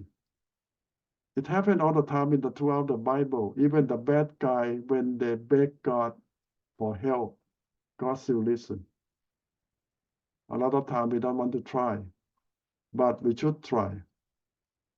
And God have a lot of mercy and compassion. Even the bad guy still get help from God from time to time. If he want to beg God. God put a mark on Cain to remind everyone that don't touch him. God have mercy on this guy, even he a bad guy, and God still have mercy on him. And Cain went out of the presence of God, out to start a new life and know his wife again. Now this is the question of Kong Sai, where his wife come from. Well, the answer is one of his sisters. Time have passed, Adam keep making more kids every year, and they catch up one another, and they just marry one another. And people say, why not today we don't marry one another in our own family? Well, in the time of Moses, God already forbid that. Because after so many generations of copy one another, we are not good anymore. It's like the genetic that pass on one generation to another generation. They need to copy one another, and mistake happen. When our gene or DNA try to copy one another, they have some mistake, a little bit each time. And after thousands of years, there are a lot of problems. So when we marry to someone too close to us, the kid will have double mistake from mom and dad. But if you marry someone far away from you, the kid will have chance to pick up the better one from mom or from dad. But when you cross to one another, the kid have no choice. Double that mistake. So this is the theory of today, that you should not marry anyone too close to you. You see, like the Chinese don't allow anyone with the same last name. And that is a serious problem, because in China, some last name have millions of people. The whole village have the same last name. Now who you're going to marry to? A lot of time they need to send matchmaker to find someone from another village, another town, another city. But today the communist government say that, okay, you can check if you not 5 generations to cross, even you have the same last name, you can marry. But you have to check you don't relate to one another for 5, 6 generations far back. So at least to protect the problem that will happen. So most theologians believe that all Adam's children marry one another at those days. And even here in the time of Abraham, Sarah is half sister of Abraham, the same dad but different mom, that's all. And the practice go on or many generations. You know that in today, in many cultures, people still marry to someone very close in their own family. And this is not a good practice, but they still do that. And you ask them why? Well, they say they want the pure blood. They want to keep their inheritance in the family or whatever reason. And you might be surprised that a lot of loyal family in many cultures still marry one another in their own family. So that still go on. Now Cain go out, build a city, start his own family.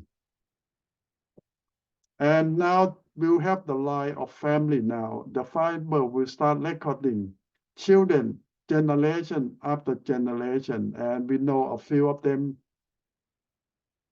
so important because they become famous. And the few names that we might mention in the future, Methuselah is one of the famous names. Why? Because he the longest living person. He lived the longest time in the Bible. I believe that 996 something years, longer than anyone that we see in the list. Methuselah going to be the oldest man that ever lived in this world.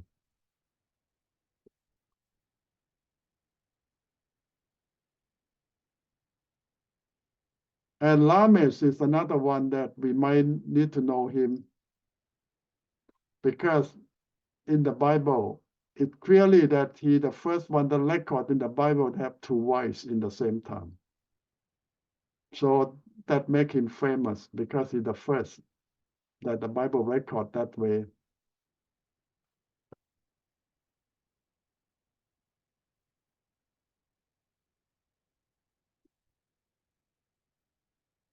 And another thing about Lamech is he put the curse on anyone who tried to fight him or wound him.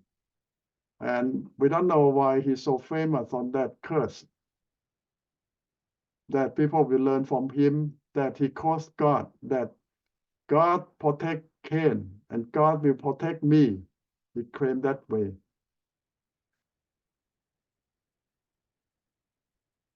And at the end of the chapter, we say Adam will know his wife again. We know that Adam and Eve lived almost 900 years something. So in that 900 years, they have, you believe, so many hundred of children. And all the children produce a lot of children because each one of them live 800 years. So they have a lot of children, grandchildren, and they multiply the world. And here at the end of this chapter, then they say that this is the first time man start calling the name of the Lord. And we don't know. In Hebrew, they might say Yahweh. And this is long before Moses asked God, what is your name? At least 1,000 years before Moses asked God. Or even longer than that. But here, the Bible says that man already know how to call God. In Genesis chapter 4, even before thousands of years before Moses' time. Now, it's a good question why Moses don't know the name of God and ask God, what is your name? Well, people say they forget. Or a lot of things happen.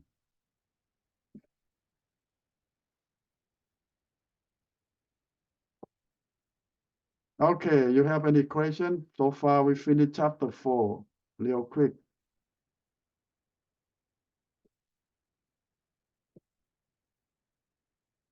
So your job is you have to read the Bible in advance at least 3-4 chapters before you come to class. And then we can go as much as we can each week. I will stop just to answer your question. If you don't ask, I will keep continue because we have 50 chapter. I don't know we're going to cover all, but we're going to have the bird eye on them. Mean that at least we touch on some point, and you need to read a lot. I will send the lecture note in advance. You have to read them. John chapter 3 verse 18, that is a curse that man have to suffer. Before that, there was no thorn, no wheat, no grass, weed growing up on the land, right? No, you know that we don't even need to water the plant. We don't need to worry about the bug. Don't need to spray or anything. Everything do their own job. But because of the curse, we have to work hard to survive. Yeah. But still, gardening still a very good career, a good hobby, pastime that you should take, because this is the first job that God gives to man.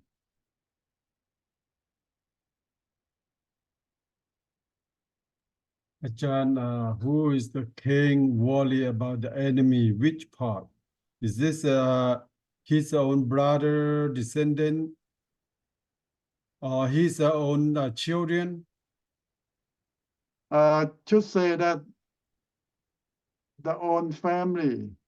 It could be his brother's descendant, brother, sister, or his own descendant by his, children or something. Oh yeah, because all still come from the same family. They are related to one another, but now they're getting big and they move far away from one another now. Do you think at that time, I think Ajahn is already multiplied a lot already before Cain got kicked out? I believe so. You see that everyone produce their own children, and you think that in 10, 20 years, I believe there are several hundred already. That's why that's a lot of enemy around him already. Yep. Okay. And a lot of time they don't know one another now because they spread out. Makes sense. And even you are the same family, you still compete one another. Yep. Okay. Thank you. Don't you think that most of the men come from the same family? Oh yeah, absolutely. Yeah. You go to China, the whole village have the same last name. I believe that in Lao too, some tribes are all related to one another.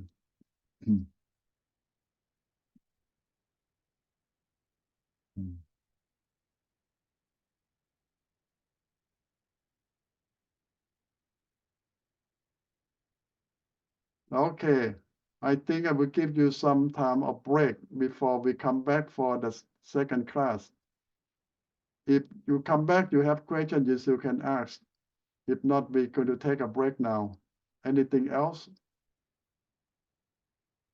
Oh, by the way, try to finish your registration. Send me the form by email attachment or by text or by any way you can send.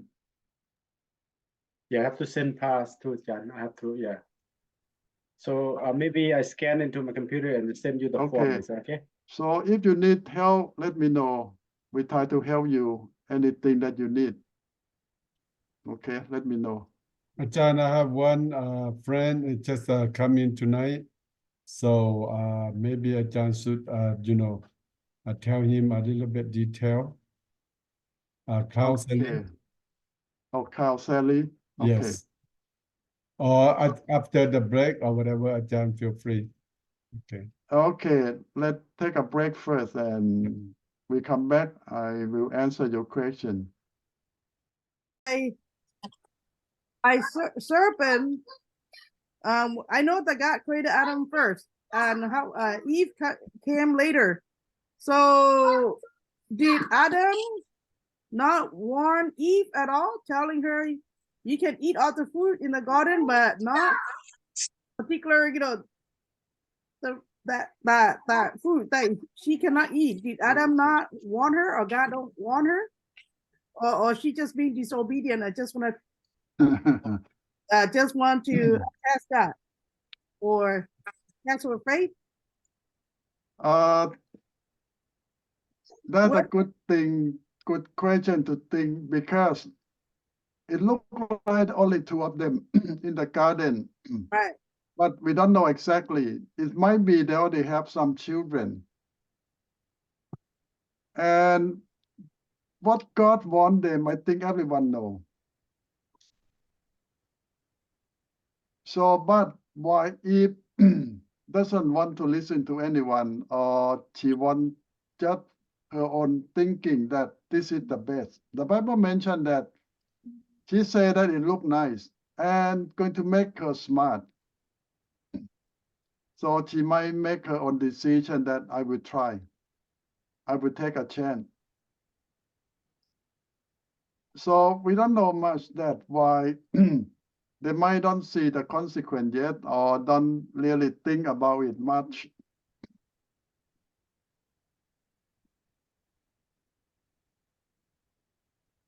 So we don't know what in her mind, but possible that Satan try with everyone, not just Eve. It's like when temptation comes, it's not just to someone, it's to everyone. But some can resist the temptation longer, some might not much, some might fail, some might overcome. So it's a good point that the case of Eve is she herself fail, but other people might not give in to Satan. Do you think that Satan will try just one person? No, I think like you said, Satan is very smart and very busy. So just like any of us, anytime when we get closer to God, Satan always try to attack us in many ways. So yeah, I think Eve, she has a decision to make. I think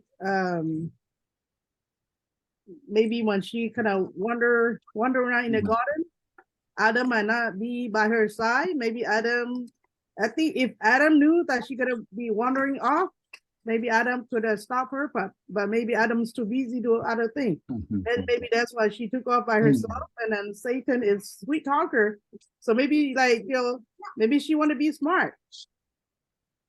Maybe that's why she said, okay, I want to be smart. But then Adam should click right away, because God commanded him, right? God said, you cannot eat this. If you eat, you shall die. Then why did he eat? Because he knew that, right? So he also wanted to test the water too. Ajahn, is she want to be smart, or is she want to be like God herself? Well, the bet is she want to be God herself. That's the same thing that happened to Satan.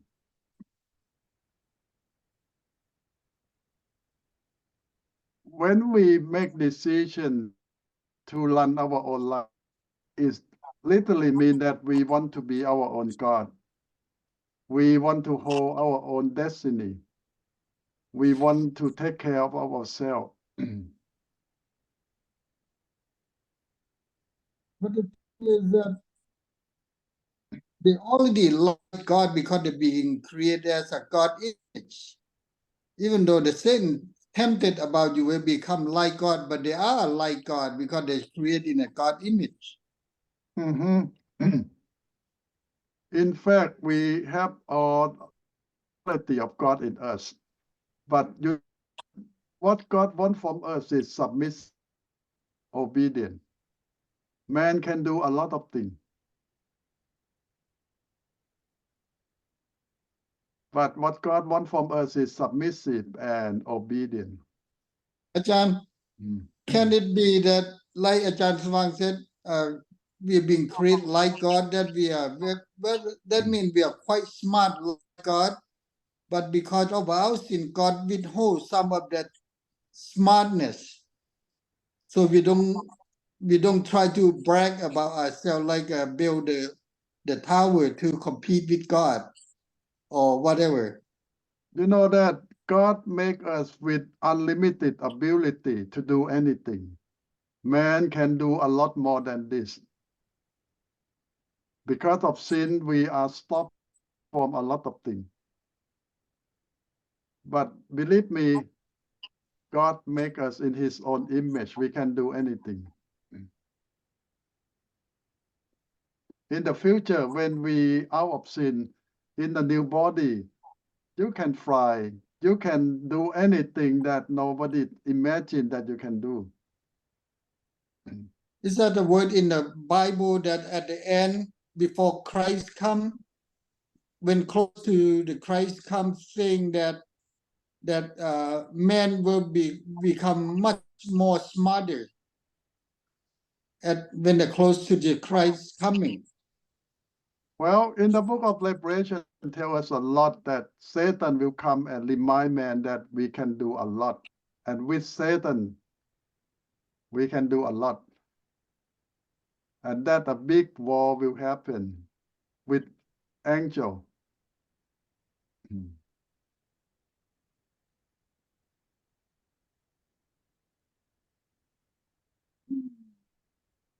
So it's just how we got to use our wisdom, our power that God giving us, the right way or the wrong way, the good way or the bad way. So that how we get to work with God, submit to God, and obey God. So it depends what we're going to choose.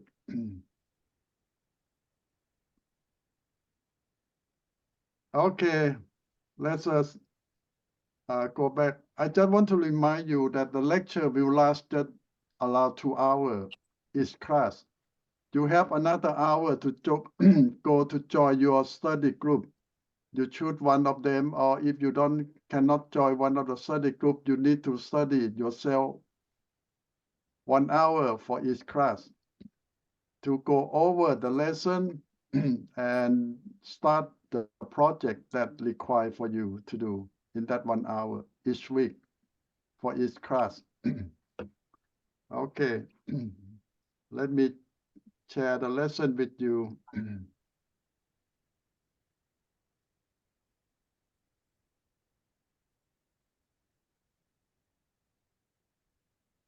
Okay.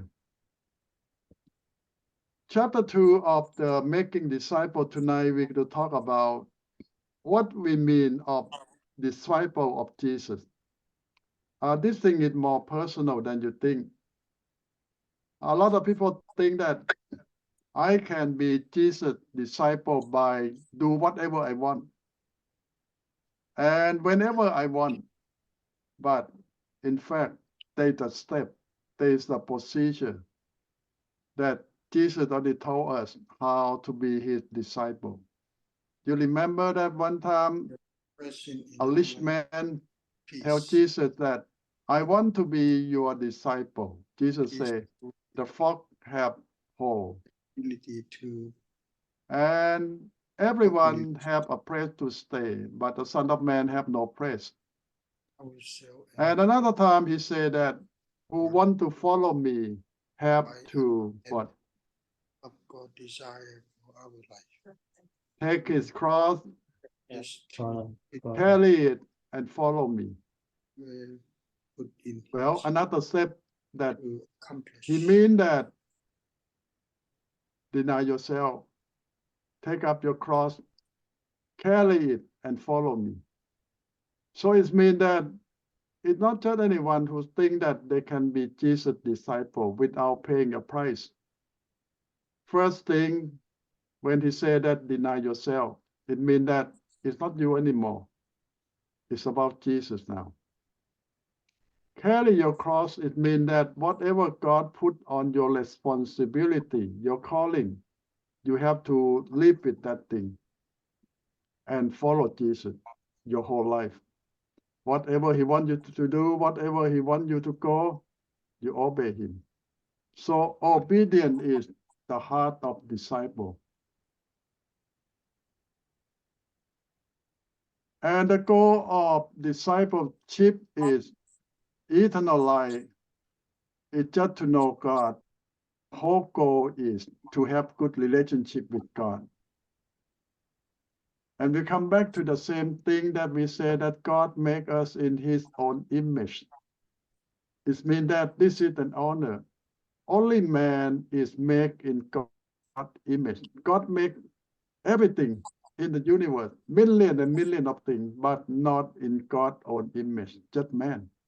Even angels don't have God's image, only man. So now you see that we are a grand friend of God. And what is the best that we can do? Go back to have good relationship with God. Eternal life is knowing God. It's eternal life. Now the problem is most of us have a very simple understanding that I accept Jesus, I go to church, I read the Bible sometime, I pray sometime. Is that good enough? Well, that's just the beginning. It's not good enough. Jesus did intimate, close relationship with him all the time.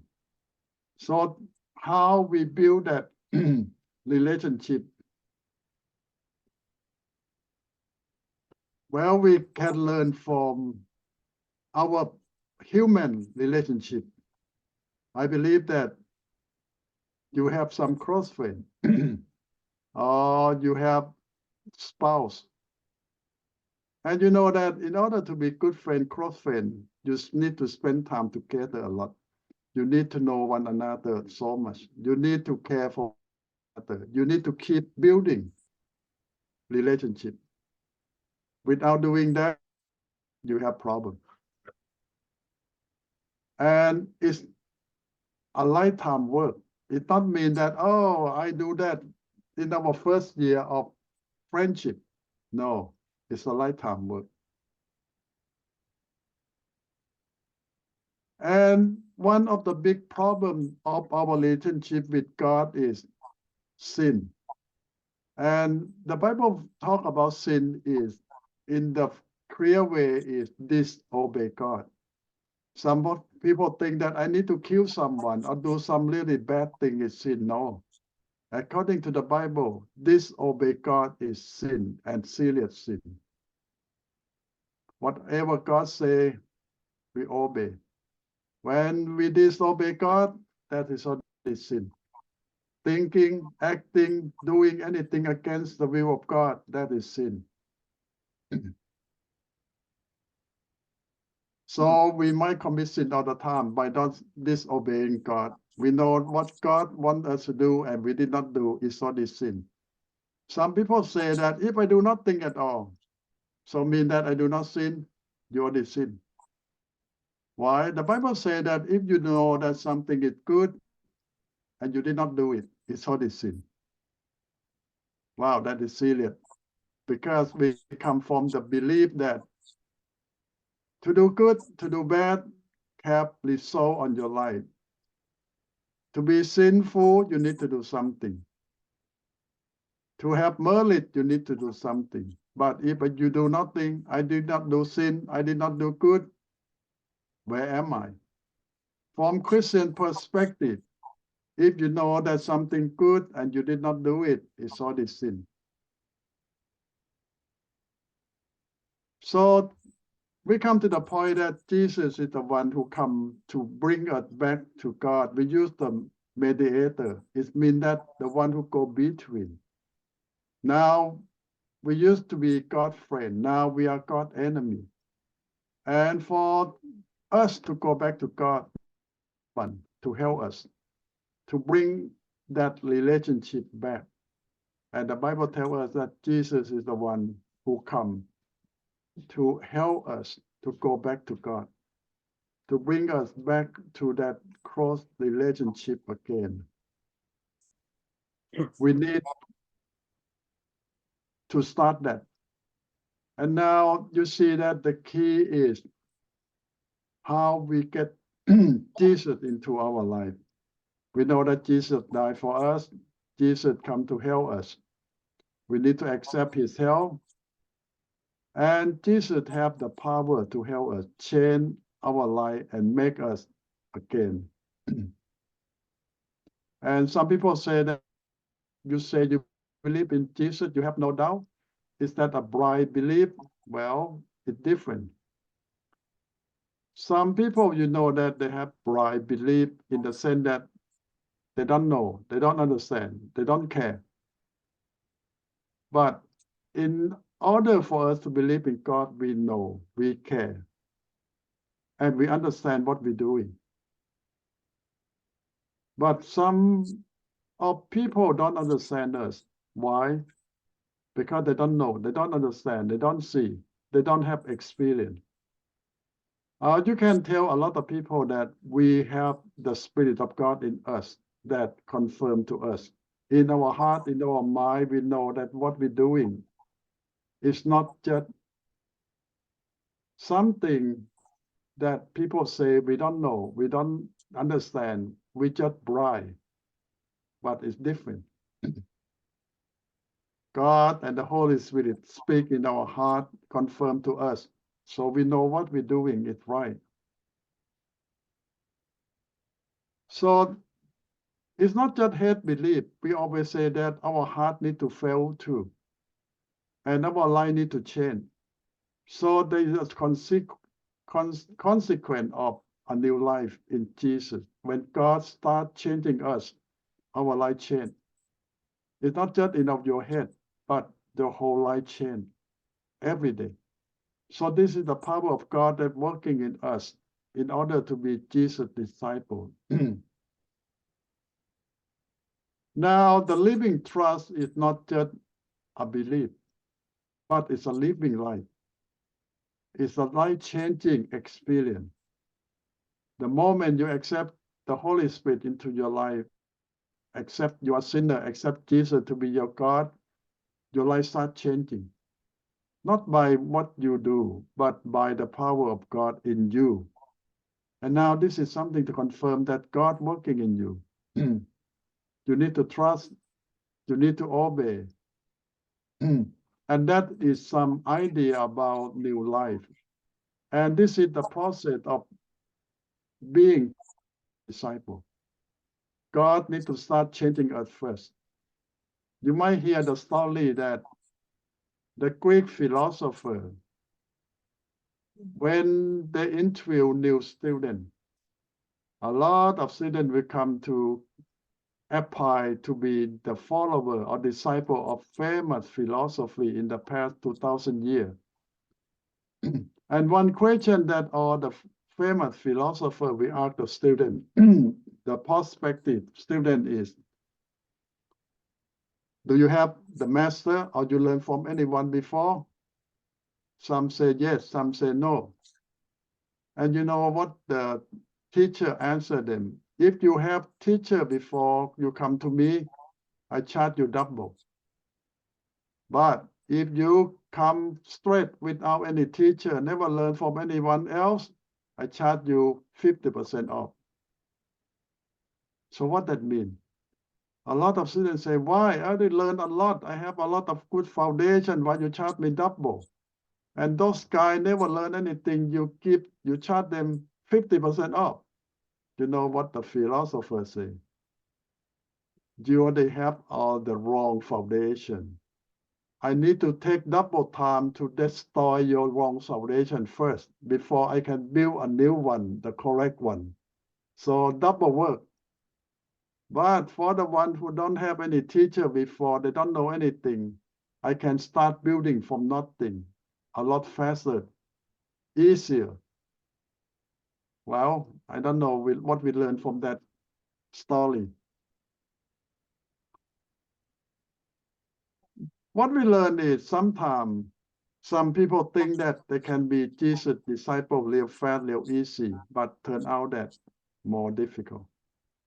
But someone that we think that simple guy, know nothing, well, they become Jesus' disciple faster than us. Because they're simple. They don't have any wrong thinking or idea before.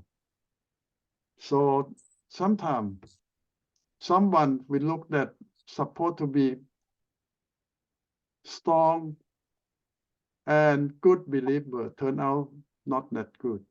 But someone we saw that nothing but turned out to be very good one. It's not about them. It's about they submissive to God and let God work in them or not. God have all the power to do anything, but we submit to God and let God help us or not. Now here, the article we talk about some steps we can take that to help us to build closer, deeper relationship with Jesus. Some steps that we need to look at and think about. The first one that use the word respect. When you want to have good relationship and deep with someone, the first words we need to learn is respect one another. For what respect mean? Mean that you don't do anything to look down on that person. You give credit to that person and you do something good for that person. Don't take anything for granted. Everything comes at you care and you respect that person. Whatever good thing, whatever help you get, you care. And you pay respect mean that you honor that person sincerely. That's the first point, respect. Second point that they want us to think, relationship can go higher than you are obedient to the Holy Spirit. Mean that if you obey God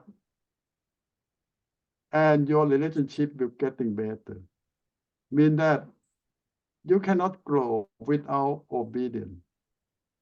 When you obey God even more, with no doubt, your relationship getting better all the time. But if you doubt, you don't obey, you did what you think that better than God, now your relationship collapse.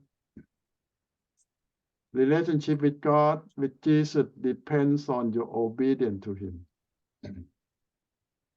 And the third advice is, come back to Jesus when you make a mistake. We all make mistakes all the time because God is not done with us. So we always know that when we make mistake, we come back, confess, ask for help, and we can start all over. And I always tell you that King David and King Saul both make mistakes, but the final come out, both of them so different. Why? King Saul never confess, never ask God for forgiveness, never want to change. He stubborn until the end, that King Saul. But King David, when God remind him, God warned him, he confessed. I make mistake. I take full responsibility. Forgive me. Give me another chance. Help me. And that's the secret of David. We all make mistake all the time, but how many will accept responsibility and ready to confess, ready to start all over? David do that. David even write a song about his sin, about his mistake, and teach people to sing. He's not ashamed of his mistake. It's not to be proud of, but to acknowledge it is difficult. We don't want to mention about our mistake, but sometimes it have to. Feed yourself with message about God. So what that mean? Study the words of God. Go to join the Bible study group, take class, go to worship, learn more about God every day, all the time. When I say learn, it's not just about your head knowledge, but your heart knowledge. What's the difference between the head knowledge and the heart knowledge? You come to this class, at least we hope you get the head knowledge. But we cannot give you a lot of heart knowledge. Why? Because this is about you and God, you and Jesus. You need to dig deeper. You need to spend your time, personal time, a lot with Jesus and with God. Mean that in group study, we can help you in somewhat, but personal. You need to pray. You need to spend time speaking with Jesus, with God, with your heart. So this is something that we need to learn more. Now, number 5, that the advice, invest your life into salvation through Jesus Christ. It means more than just go to church and say that I accept Jesus. But it just go to the point that why you need to know why you accept Jesus, why you need Jesus, and why Jesus can help you. This is come another step deeper than understanding, but you feel your need in your heart. And you feel it that you want that relationship to grow stronger, or you see that learning, feeling, respecting, honoring, obeying. This is all main ingredient that I advise you. Spend time with Jesus, learn through your personal experience, respect him, obey him, and confess your sin when you make mistake. This is the 5 advice that will help us go deeper, stronger in relationship with Jesus. Now we talk about partner. It can be anyone, your teamwork, your spouses, people in your family, because a lot of time we don't go alone. It's always better to go as a team or as a couple or as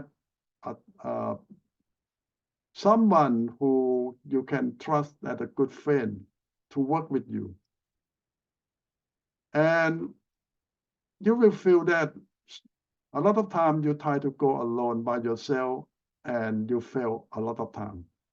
Sometimes you match with someone that work with you and you help one another to grow. And we found out that it worked very well with so many people when you have a partner to help you and help one another to be Jesus' disciple. You can try, you can use this method with your spouse or close friend or anyone that you trust enough to work. Now, how you do it if you have a partner to help work together as Jesus' disciple? First, worship together. Mean that both of you spend some time, study the Bible, pray together, or sing, meditate together.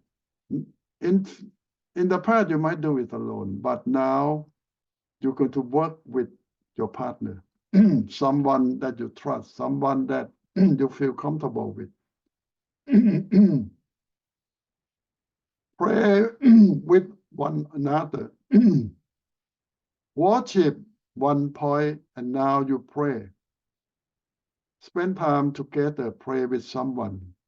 So it's like an agreement, a contract that both of you work together for this partnership. Serve as a team. Now, beside prayer, beside study, you serve together as a team. Find a project that both of you enjoy or want to serve God together. You serve side by side. You make each one accountable to one another. You show up on time, you show up every time, and you stay until the end, and you try your best. So both of you check on one another. Give together. It can be money, time, or something that both of you sacrifice together for your project or for the kingdom of God. It's not one person, but both of you share for what you're going to give: time, energy, money, effort, or whatever. Live intentionally. So what that means? A lot of time we live by accident or live by whatever happened. But now you have a plan. Each day, each week, you have a plan. What you're going to do, what goal you're going to succeed together, what project you're going to done together. Next month, next year, that means live intentionally. You have a plan. You have a goal. You have a commitment together. And for both of you, at least, you can check on one another. You can support one another, help one another. As the Bible says that when you walk together, one fell down, another can help. And this is the whole intention of a team. So this is when you find someone that you can trust, you can live intentionally together, give together, serve together, pray together, worship together. This is advice. When you work, find someone to help you and you help them. So try it. I know it might not easy and might not work for everyone, but if you're lucky enough, you can find someone to call a buddy. You know that as a soldier, when you go to get the training, they intentionally assign one person with you. They call your buddy. And you go to war, you walk and you do everything together and you watch each other back. And you help one another while you go to war. So this is similar idea that two of you work together, serve together, help one another, and protect one another until the end. And this is something that can help you to grow as a team.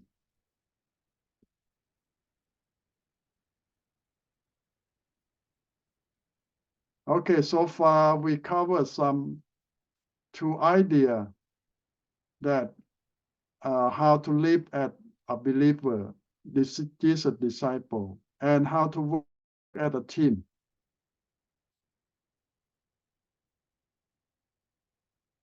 Okay, I will stop a little bit for your reflection and question before we come to finish the rest.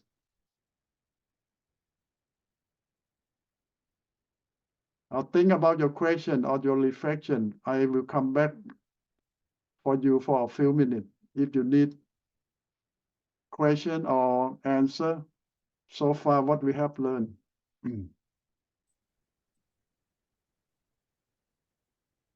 You think Yeah. that, yes, Nathan? Yeah. Ajahn, it's out of subject, but I just want to let Carl Sally know that I already sent everything to him, forward everything. So Ajahn, you don't have to do anything. Okay, thank you. Okay, Kamsai, you have Yeah, the word help, sometimes people misunderstood because we think about when Jesus help us and then we just stay and let Jesus or let God help. So is the word help, is that mean we need to actually do it and then God will help us, or we will stay there and let God do the work and help us? it depends on situation. You need to specify that situation, that what you want God to help you, that you have to do something or not to do something. It depends on situation. Sometimes we have to wait and do nothing. But sometimes we need to do something by waiting. How do we know that? Pray about it, and God will let you know that sometimes you need to do something. You heard the story about a guy who stuck in the house and the flood coming. Yes. You heard the story that when the flood coming, the police come to warn him, get out, the flood is coming. He said, no, I'm waiting for God. So the police The police drive the car there. Now, a few hours later, another police come with the boat because the water is too high for the car now. Live now with us. He said, no, I'm still waiting for God. So the police gone. Now the helicopter come because he sit on the roof now. The water comes so high. And he said, no, I won't go. I'm waiting for God. Finally, the water overcome him and he died. He go to heaven and complain to God that I'm waiting for you. You did not send help. God said, I sent 3 times. You won't accept. You won't go. So now what's the problem?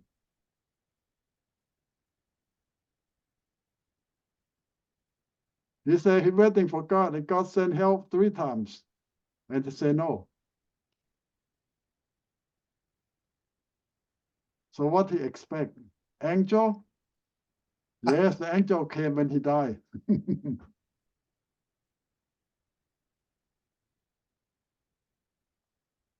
So what is the best answer for that?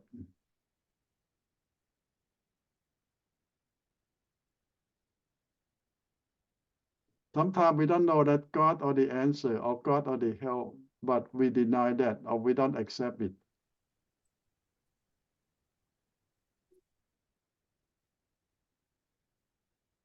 Yes, I know sometimes it's difficult to tell.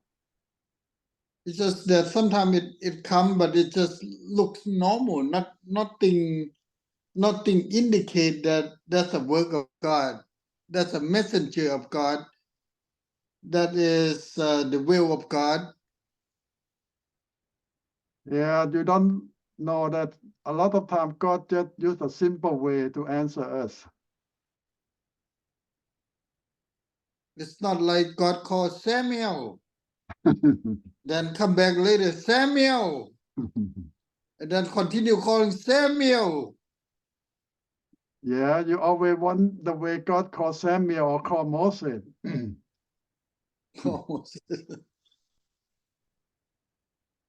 Yeah, I heard a guy say, oh, God need to show me like showing Moses, the burning bush.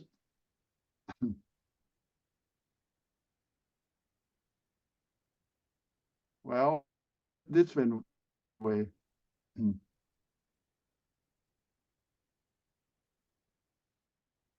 know, when Samson prayed to God, he specifically tell God, okay, just send the rain to wet a certain spot 2 times. But God have mercy. God answer his prayer that way. But because he go to war,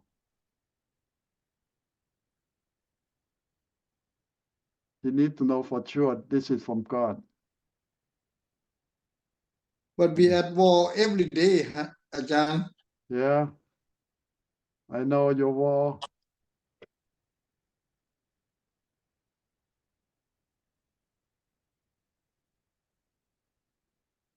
But I believe that one thing that God will confirm in your heart, in your mind.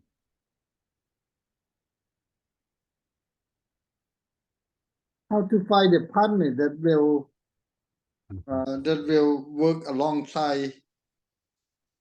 Well, you know, in the past, we need to find someone close by because we can spend time together. But today, because of technology, you can find anyone far away. But you need to have the same mind, same goal, and same time commitment. Well, start easy, your friend in class, because you have the same goal, same mind, and same commitment to serve God. Even you come from different part of the world and you have different thinking, but at least you have something in common.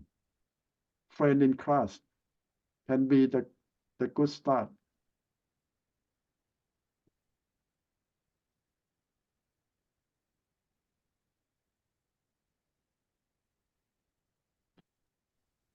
Ajahn, the problem I have is that I don't know exactly is that sometimes God call me or it's not because we don't know we supposed to move in the right time that got called or that's not from God. And that's one other thing that, you know, we don't know, because a while back somebody called me and said, hey, you should start a church. And I think to myself, I said, well, why God tell her to call me and not tell me directly? And I didn't start. So I don't know, is that God sent somebody to tell me, or and I disobedient to that, or you know, I am not sure that is Well, God. sometimes God called you directly. Sometimes God sends someone to tell you that right. But you still have to pray to make sure. God called all of us, but for different purpose, for different job, for different goal. You need to find out what God called you to do. But God wants to use all of you for different things. So today we're not going to find out what God called me or not, but what God called me to do, what to do.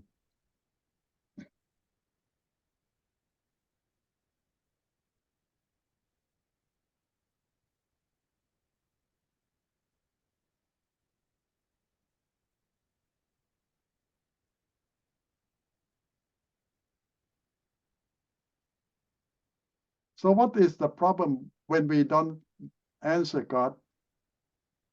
Why? What is the main problem that we have?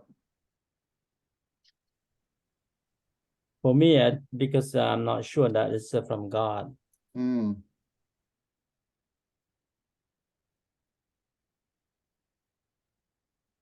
If Okay. sometime when God call us, we don't do it, so end up like Jonah, right? Yes.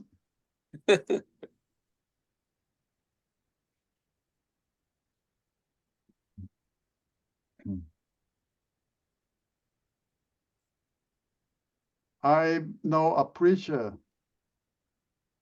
He said God keep calling him, and he keeps saying no. Call someone else. Finally, God take one of his sons away, so he answered yes now.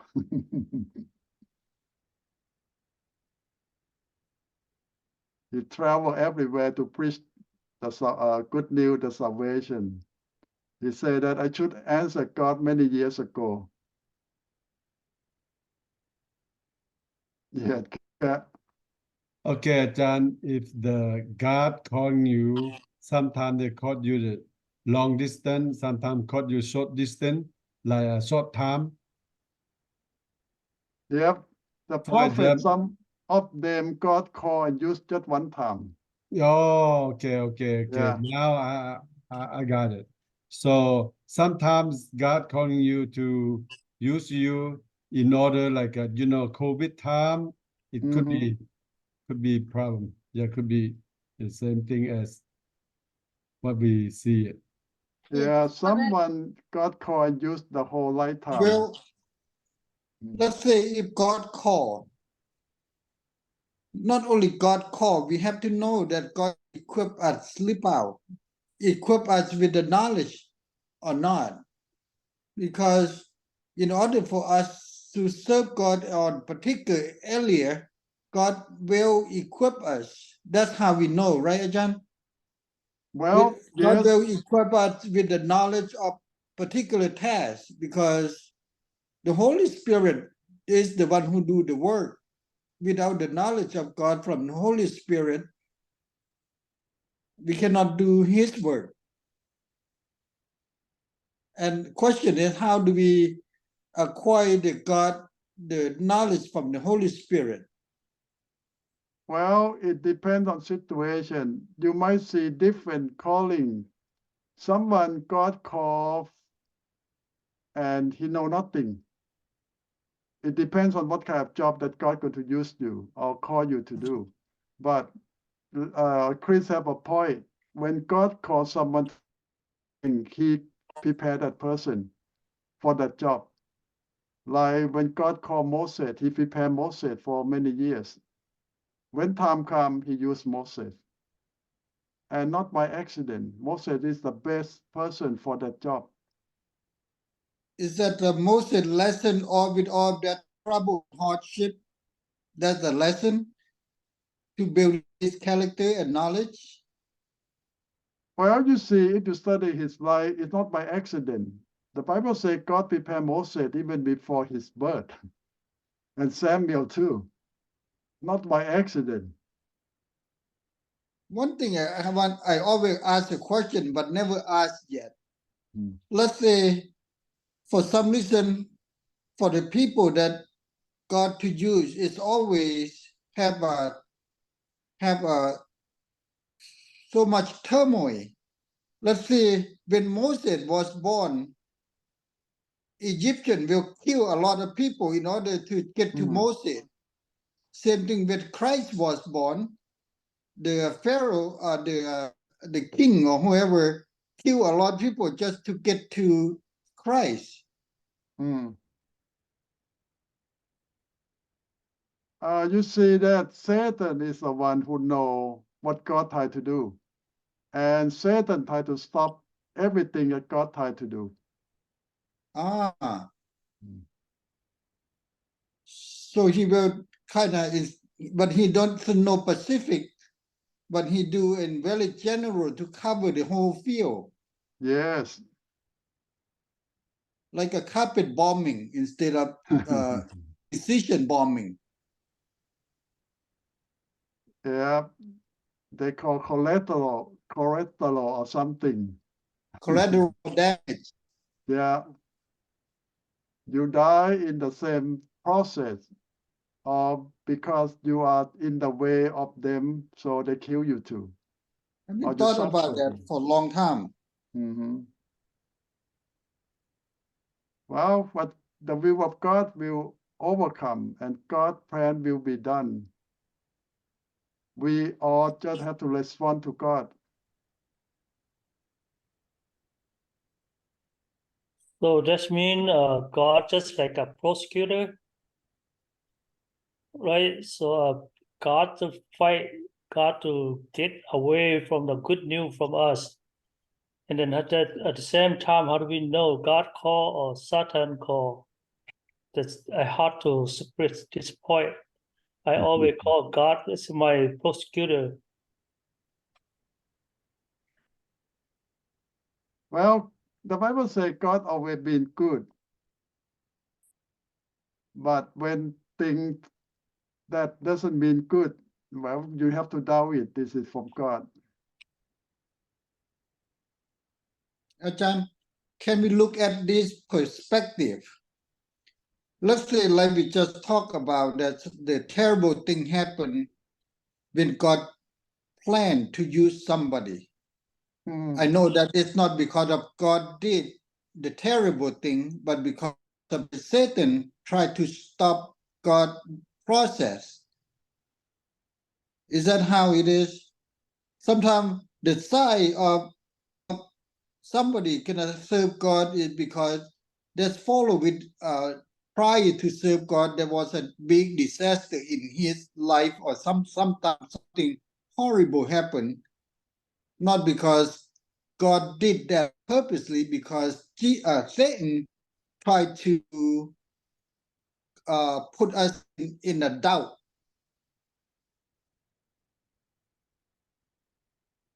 You know that, as I say, God means good, but Satan never mean anything good.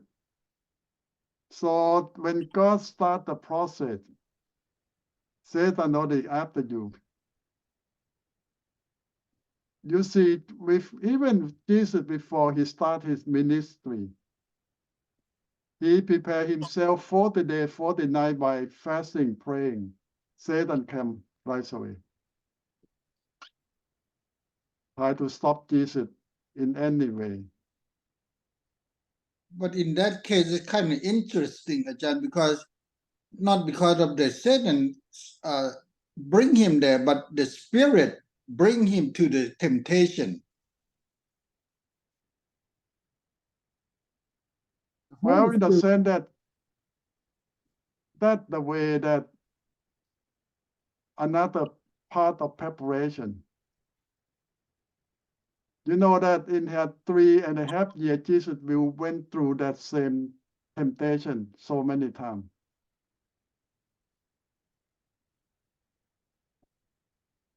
So that may be just a sample that what Jesus is going to face. And you always know that Jesus is fully God and fully man in the same time. The part of man is weak and always need help.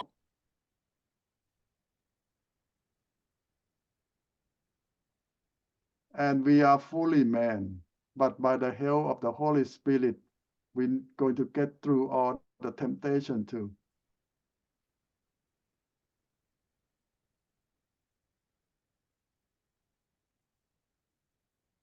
Yeah, we don't have clear answer. In your situation, you need to fast and pray a lot before you make a big decision. I recommend you fast too, besides pray, because I found out that when you fast, you have a lot more strength from God. And Jesus recommend his disciples to do the same thing. Sometimes you need to fast.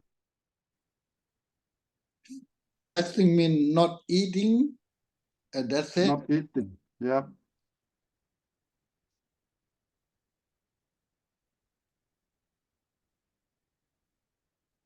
But I did not recommend you to fast 40 days, 40 nights like Jesus. Maybe 1 meal a day or 2 meals a day for 5 days, 7 days or something. How's that help, Ajahn? How's interesting concept? It helps because it means that you make a commitment, you sacrifice something, and you ignore your body, but you concentrate on God by praying and with God all the time. And you will see the difference. So Ajahn, I do have question during fasting. So we need to continue praying, right? Or Yes, what? you need to continue praying because your heart need to concentrate on God. It go together hand in hand, fast and pray, fast and pray. Okay, doesn't mean that when you fast you can go play around or something like that, but you have to concentrate and stay. Well, sometimes you still have your life, you still have to work, but your mind concentrate on God and pray all the time.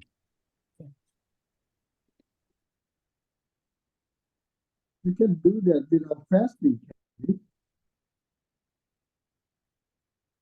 Well, you never try, you will feel that it's impossible, but when you try, you will feel that you have a new strength from God. So it does enhance it.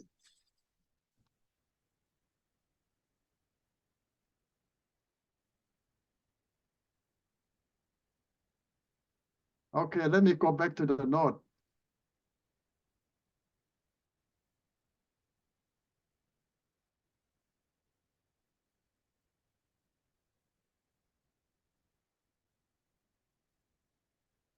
Wait.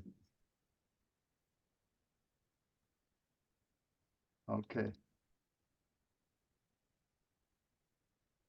Did you see the note?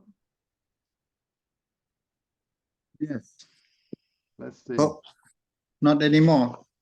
Okay, let me try again. Okay. Now more advice on way to stay spiritually connect with Jesus Christ. This is some idea that they say that sometimes we lost focus. Sometimes things in our life take us away from Jesus because we're busy with work, with family, with all kind of things. And they say that the way to come back and connect with Jesus is recognize your creator. Think of this. There is a supreme power in the universe that is bigger and more powerful than your small mortal life. Mortal cell. The step make you humble. The whole thing is concentrate on God, not yourself. God is supreme and he can do anything. And start to forget about yourself. It means that concentrate on God.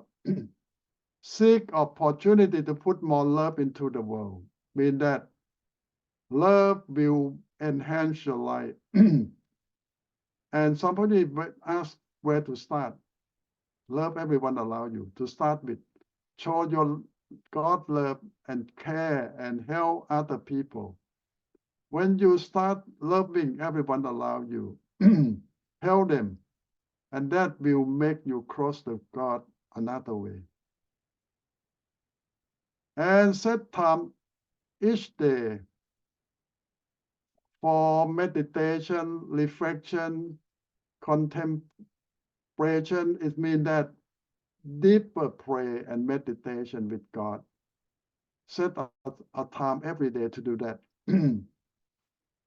Number 4, advice they say, become more accepting. Mean that a lot of time things happen. When you surrender to God completely, mean that you don't ask questions anymore. You just accept it. If God allow it, you accept it and live with it. And thank God for every situation. It's tough. But this is a step that they say that when you accept instead of fighting.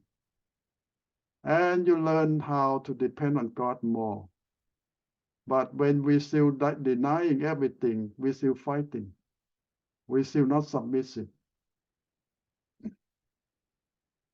Forgive anyone you have not. And this is a big step. We have a gust, we have anger, we have a lot of things. To set yourself free, you just have to start for. Don't wait until people come to say sorry. No, it starts with you.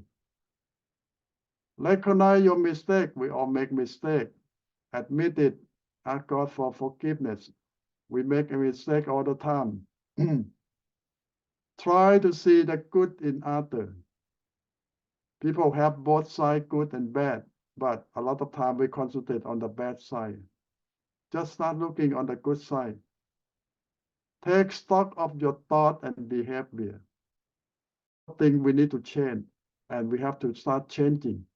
By the help of God, we need to change. Bless the world, mean that share what you have with the world.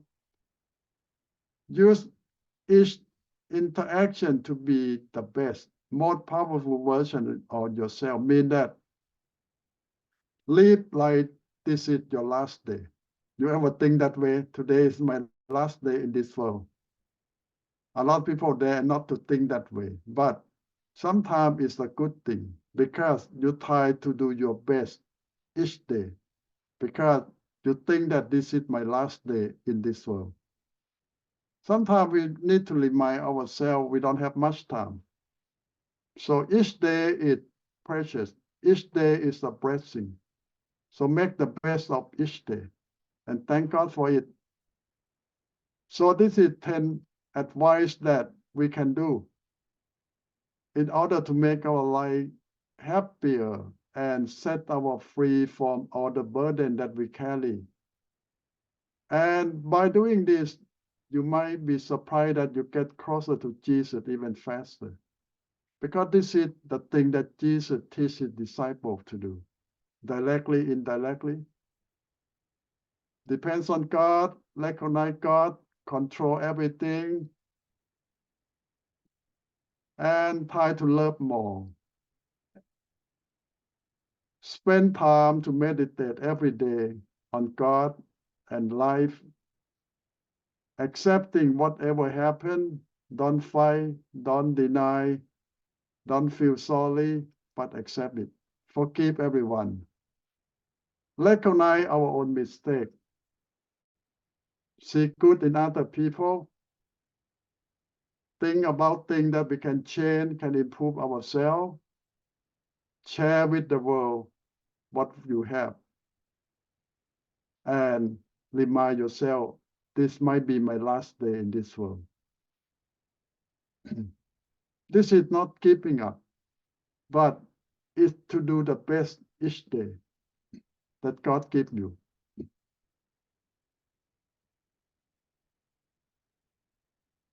Now, This is some advice that if you want to work with someone or to build a good partner with someone or something, there is some way that we can work with someone. It just it's about, some people say that they talk about the 7 signs that show that you connect with someone spiritually. So we can see that what are they?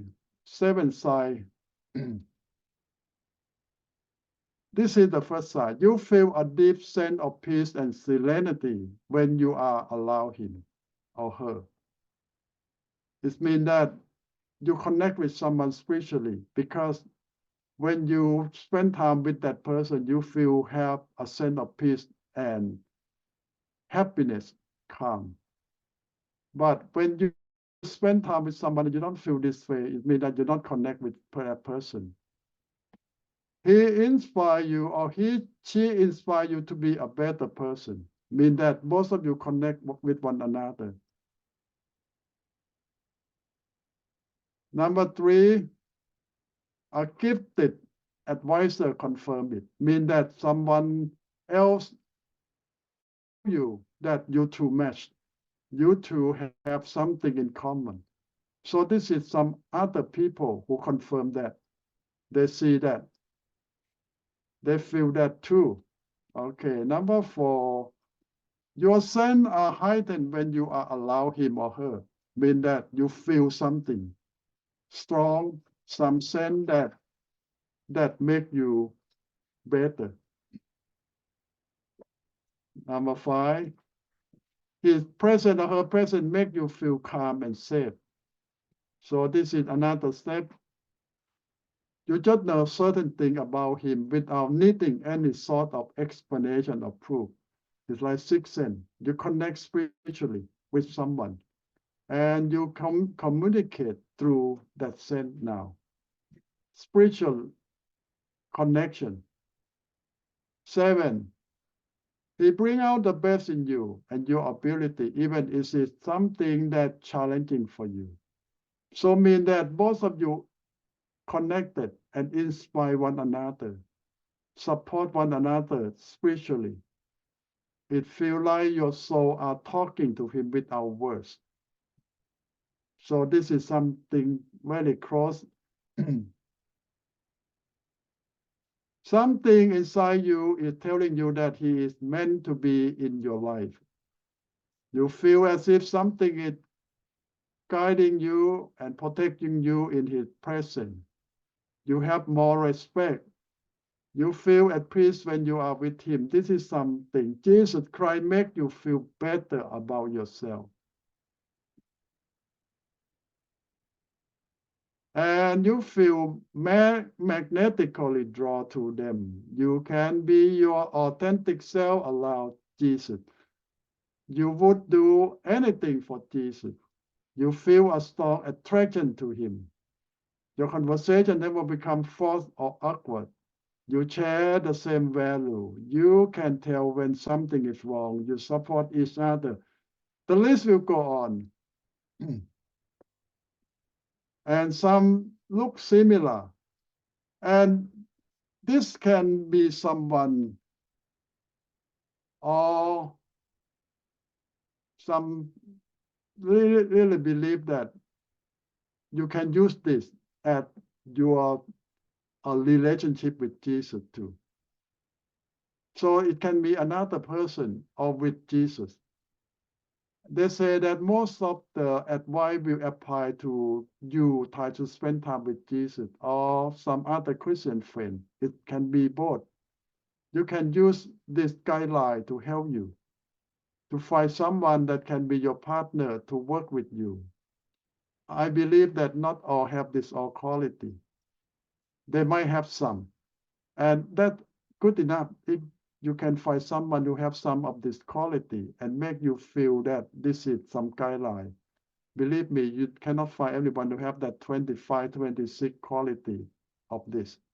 But if you can find someone who have 5 to 10, you're already lucky enough. Who have some thing that the skyline tell you, that it help you feel comfortable, inspire you, give you confirmation, give you hope. Just a few things that might be good enough to start with. And somebody use the skyline to make their relationship with Jesus closer by following the skyline. So how you make yourself feel you closer to Jesus? Spend time. How you feel that Jesus is powerful in your life? Submit to him. So this guideline will apply when you try to make yourself close to Jesus too. Or you can use the same guideline someone you think that have potential to be your best friend. And use some of this guideline, apply to that person. And if it works, you can help both of you to be good friend, close friend. It's nothing wrong to try. If you see someone that you think it can be your good friend or best friend, use some of this quality and work on it. And start with yourself. You cannot make someone to do something that they don't agree with, but it starts with you. Make someone feel comfortable when they are with you, and make them feel peace when they are with you. You can start with yourself, and you might be surprised. You might get a lot of good friends or close friends because you yourself is the draw that they want you to be part of their life. Okay, this is a lot, but I just want to share with you that this is some good quality that you're looking for a good friend or good partner. And you can be yourself to be good by follow some of this advice. Make yourself be one. And you will get a lot of friends. A lot of people might want to work with you. You ever surprised that why a lot of people don't want to work with you in the past? You ever ask anyone why they don't want to work with you? Not yet, Achan. If we ask But them, I think they will tell us the truth. A lot of times your wife will tell you the truth. But I need the list. Can I get the list? Can you send me the list for me and that? You just share me? Later, now someone can send. I sent everything to you already, Carl. You did? Okay. Nathan, or Nathan sent to you, or Nathan, yeah. Okay. จะฟัง Ite เชื่อมสู่ญี่ปุ่นพูดไม่ใช่ไหมอาจารย์พูดญี่ปุ่นไม่ใช่ไหมญี่ปุ่นพูดไม่ใช่ไหม tong ita ni pung te na ya me fung ta ta. พูดใช่ไหมพูดใช่ไหม Okay. Make sure That's we good. all have it. Yeah, Kongsai.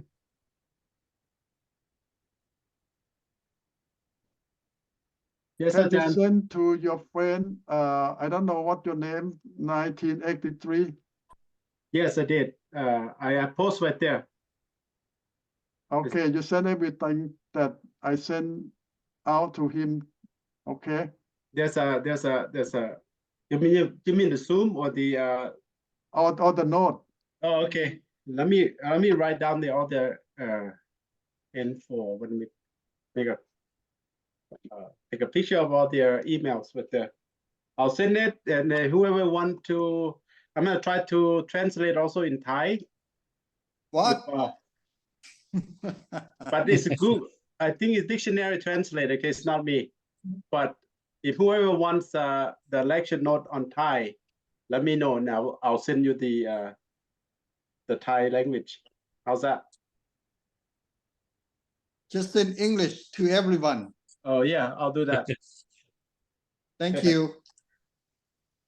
I'll send a lecture note. Okay, I promise to forward that to all you guys. Yeah, all the this email here. translate by the app. So we need to do a lot of editing. Editing, yeah. So we send English, right? if who don't have the Ajahn selection note yet, just let me know. Son, you have my lecture note. Yes. Can you forward to your son? Chai say he don't get any lecture note because his old email doesn't work. Yeah, I will. Okay, thank you. Maybe faster that way if you can forward it to your son. When he come back home, I just tell him whatever he download from my Okay. laptop. Yeah. But I will update his email. Yeah, so I'll next forward it to time- myself when the time comes. Okay, so I will update, Chai, I will update your email. So next time you will get it directly from me. Ajahn Konsai, would you please do me a favor? Can you send your a link to also Carl Sally, please? Okay, for the Monday night. Yeah, so I would Okay. like to Okay. include him to get into our group. Yes, I'll do that. Okay, I'm gonna thank post you. in here too. Okay. Thank you. Mhm.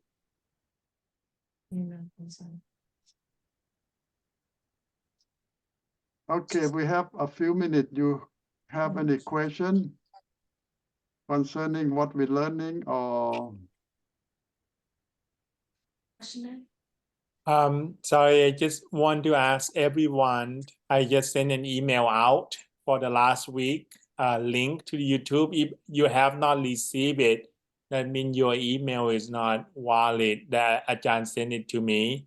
So please check your email if you want the link for last week. And I'm going to use that same email address, send every week from now. So if you not receive an email from me for the link of last week, please let me know.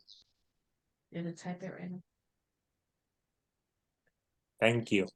Okay, Chien, can you post your email or something that people can get in touch with you? I'll just say I haven't received it or something.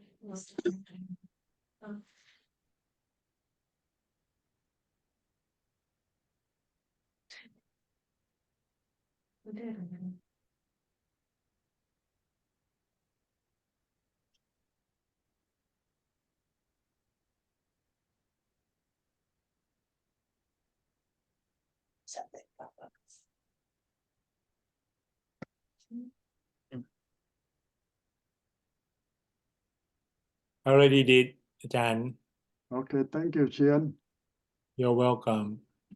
Okay, any one of you have any prayer request? We can pray with you before we finish the class for tonight. Pray- So, yes, Yeah. we did not hear you, Chris.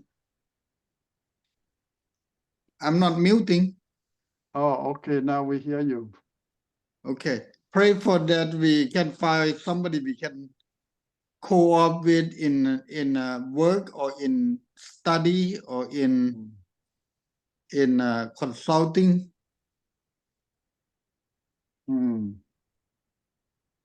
Okay. I think it's important.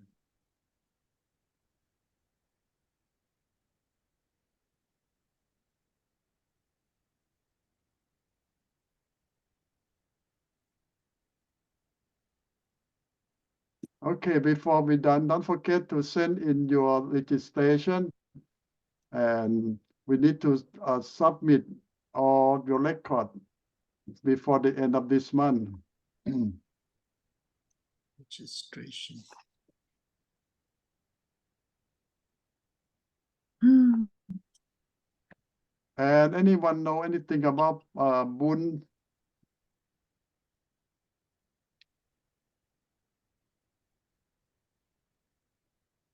You mean Ajahn Bun Bob in Fresno? Yes. I talked to him last time. He said he's still, not yet, but he's still recovering. And he says keep praying for him. He said he tried to be there at alumni meeting. Oh, okay. Yeah. And how about Bunta? I don't know, Ajahn Bun. You talk to Bunta? Yeah, I told him so. He don't say nothing. He said yes, but I thought he said he connect with Ajahn already. So I said, okay, good. No, he don't connect nothing with you. No. Okay, tomorrow, so I contact him again. Okay. Okay, there's a link. I put the Monday night Monday night link on the Okay. yeah. And Kamsai, I did not hear anything from your friend in Minnesota or somewhere. Yeah, I haven't talked to him either. I saw him in my Facebook, but I haven't talked to him yet. Okay. So I think he has 2 places to live. I think he maybe went to Oklahoma. Oh, he moved? No, he lived in 2 places, I think. Oh. Yeah. Wow. Okay. Can you see? I emailed you the Monday night link. Thank you. So, Carl, did you receive it?